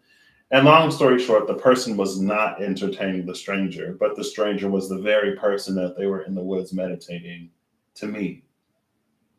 And it's almost like if they would have opened their eyes, they would have seen that. Now that makes me think of the living word in that Three of Cups that followed that Nine of Cups. That followed that wish fulfillment. That followed that wish granted. It's not written on a scroll or on a stone tablet or in a book. Maybe that's why Saturn gives free access. Because you realize it's almost like maybe the book got tired of waiting for someone to read it. So the words escape the tower. And while everyone's focused on trying to ascend the tower to get the book, no one's actually like out there in the wild living life where the words now are. Not no one. Of course, there is some. There are some. Maybe many. Maybe a multitude. Maybe most even. But it's like it's no longer in the pages and the spire or in the tallest tower, the most heavily defended. It's been grounded. It's like go outside and actually be present outside, and you'll see the contents of that book that you so seek. But anyway, these two together are giving me that the vibe of that story of like the person who was meditating, who met and who actually conversed with the very person that they were wanting to talk with, but because they couldn't be bothered, it's almost like they didn't get their answer. And the person asked, I'm pretty sure in the story, they were like, well, maybe I can help. Like, what's going on? And if the person would have just told them, they would have gotten their answer from the source that they were seeking. But they didn't open their eyes. I wonder if they would have even seen it if they did open their eyes, honestly, though. Because to be in the presence of the one that you seek, think that they'd feel that, right? Like the divine or someone of the caliber or the type of the one that the person was seeking is not one that you would need eyes to see or ears to hear. It's a presence that can be felt. They can't even feel it. Sometimes we do ask for things that we're not ready to receive, though. I've had enough experience to tell me that, like, to teach me. That's like, yeah, I was, well, even I knew, though, for a while, there were some things that I wanted in life that I was not in a position to receive. So I actively avoided a lot of them, and I made choices and decisions that I knew would make me miserable. And they did. And that was my life until it wasn't.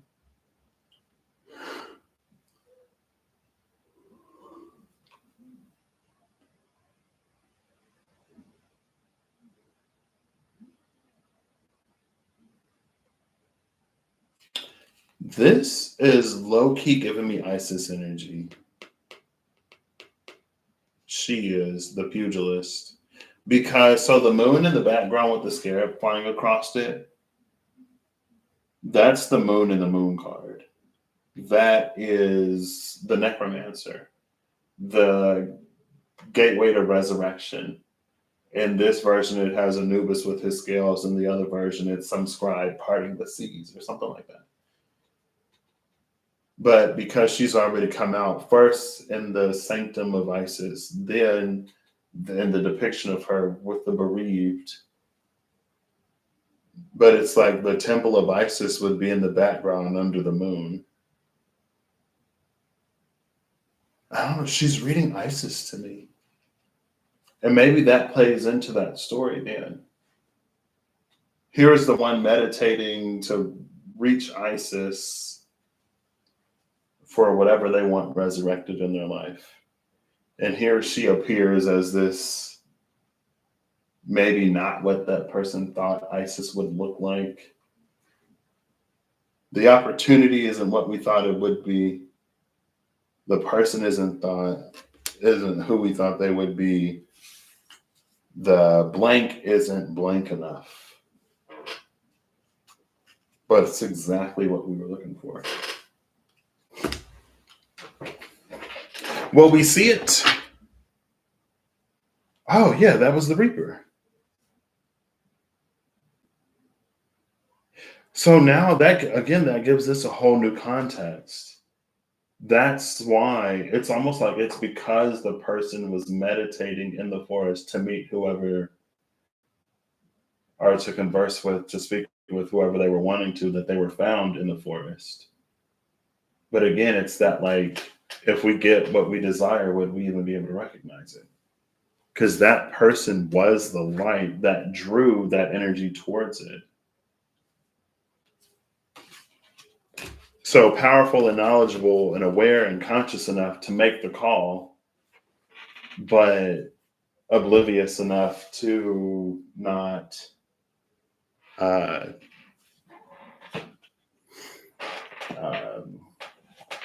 take it. I don't know.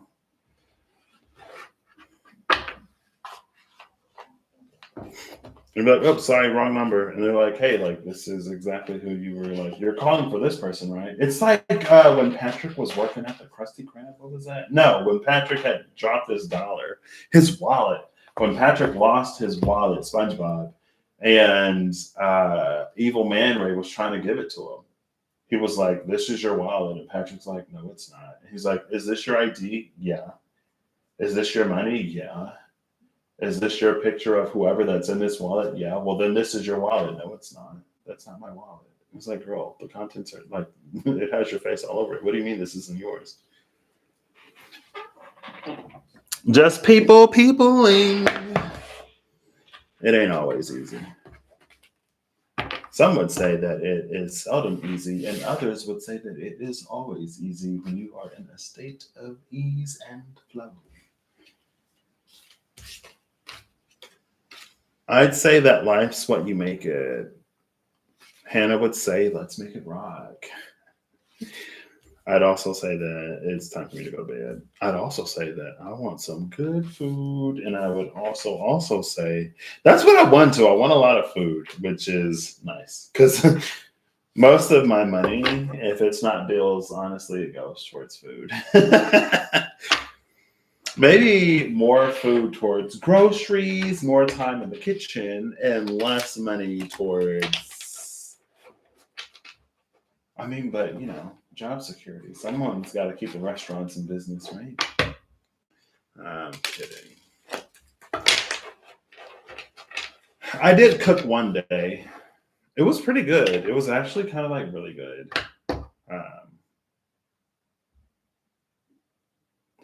So here's the necromancer with the jackals of Anubis in this deck, gateway of resurrection, which is the moon. So you can see the moon with the scarab flying in front of it.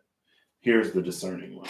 The discerning one the discerning one would have the capability to be like, oh, what? I thought that you would just like pop up in my mind and be like, yes, I am listening to you. I didn't know you'd come in person. See, now this is taking me back to, I think, the reading I did before the tickets, where it's like, your guardian angel, was that Scorpio? I think it was Scorpio season. I think that was the Scorpio season reading. When I was like, your guardian angel's been doing reports and somebody is very impressed and is coming down in the flesh in person to meet you. Also, like, I don't know how much I've talked about it. I think I've talked about there being an energy of which is granted desires fulfilled, but also some out of the blue. Like one was an opportunity completely out of the blue for one of my friends, and another was an opportunity that they put in for months ago and heard nothing until they did. And I was like, oh, see, I wonder if that was that Scorpio. Like somebody somewhere is on their way to you. And you're gonna be like, oh my gosh, I can't believe like Lolo, me? What? And they're like, what do you mean? Like, you're kind of a big deal. Like you don't know that. And like you're just you. So of course you don't know that, right? And maybe you do. Maybe you're just you and you know that, which is amazing, which might be the goal. But that's a lot of cards. But I see the joyous one, the Ten of Cups again, so I gotta take it. Bottom of the deck is the title card. Behind the title card is the Sun in Capricorn again. And then behind Sun and Capricorn is the Shining Flame. Oh, there's our Erudite. And the High Priestess, the Hermit and the High Priestess are together. Ace of Swords is behind the High Priestess. Title card, the Conservator, Shining Flame, which is the Knight of Wands. Hermit and the High Priestess.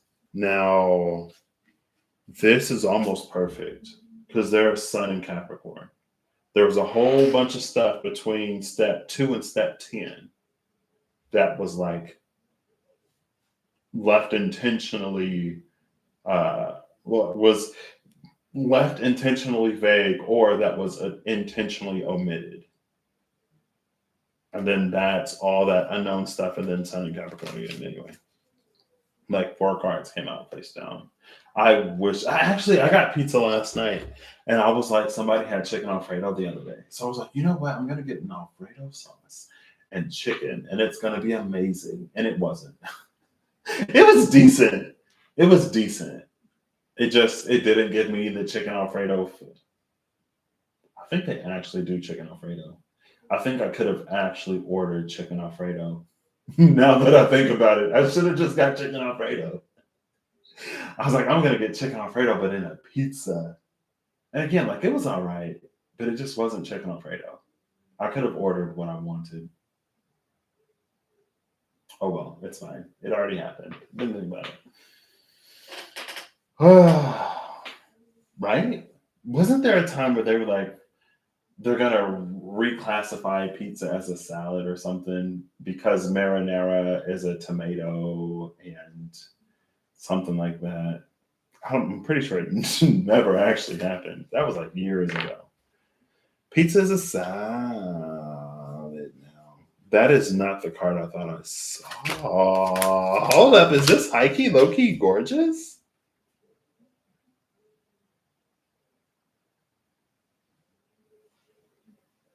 So we have, again, the Ten of Cups, again, the joyous one.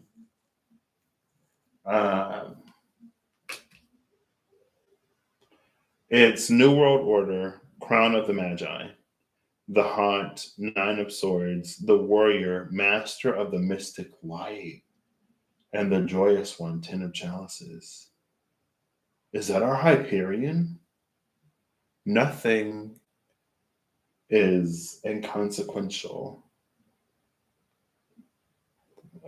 I'm not going to say nothing. Some things are of no consequence. And that's been one of my many lessons. It's like, yeah, but it doesn't matter. Doesn't matter. Doesn't matter. I remember when I went to Michigan a few summers ago. I was like, is it like this or is it like that? Like, did the chicken come before the egg? Or did the egg come before the chicken? And then it was like, does it matter? And I was like, no, but I want to know. And it's like, it doesn't matter. I was like, okay, fine. It doesn't matter.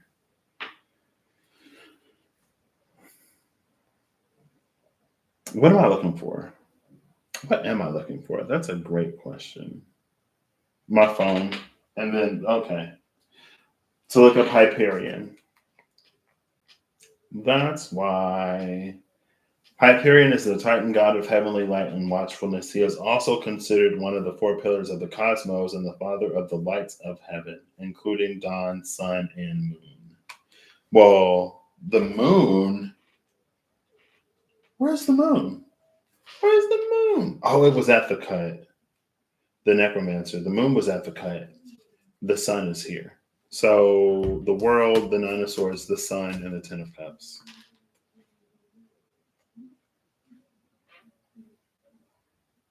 It's because of this. It's because of the warrior's intervention that as that Nine of Swords energy progresses, this alchemy.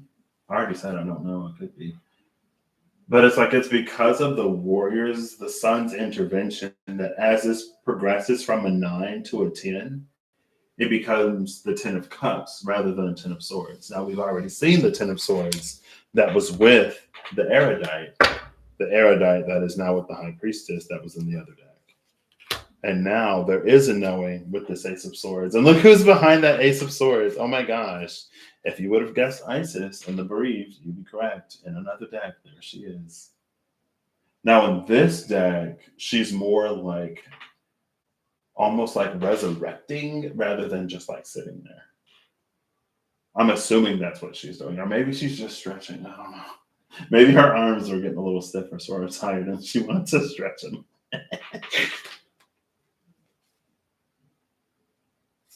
What was unknown is no longer so. In whatever way it matters.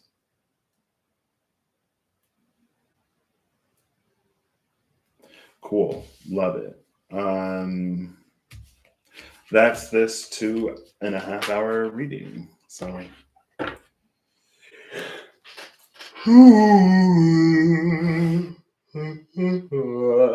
I feel like those have way too many vegetables for me. Thai deep dish with garlic bread sauce for your birthday. Ooh. I could eat that. I got some food that I got. See, it has microwave and stovetop instructions. I was gonna microwave it the other night, and I was like, no, I don't want to microwave it. I want to cook it on the stovetop. And now I might just microwave it. Ugh. Anyway, my mother never texted me. It's probably because her show came on.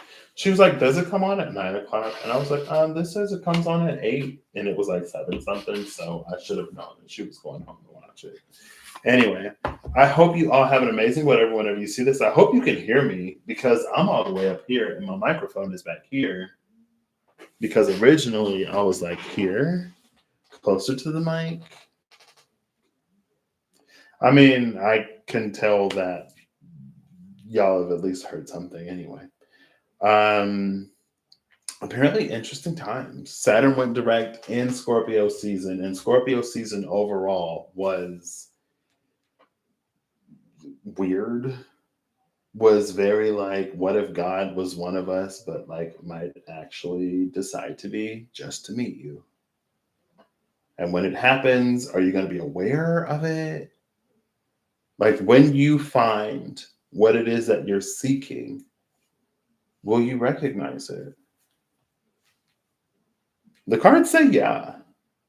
I mean, that was a very successfully navigated Saturn retrograde to experience all of the lessons, to get all the growth, to go through the loss, to have it recovered and retain.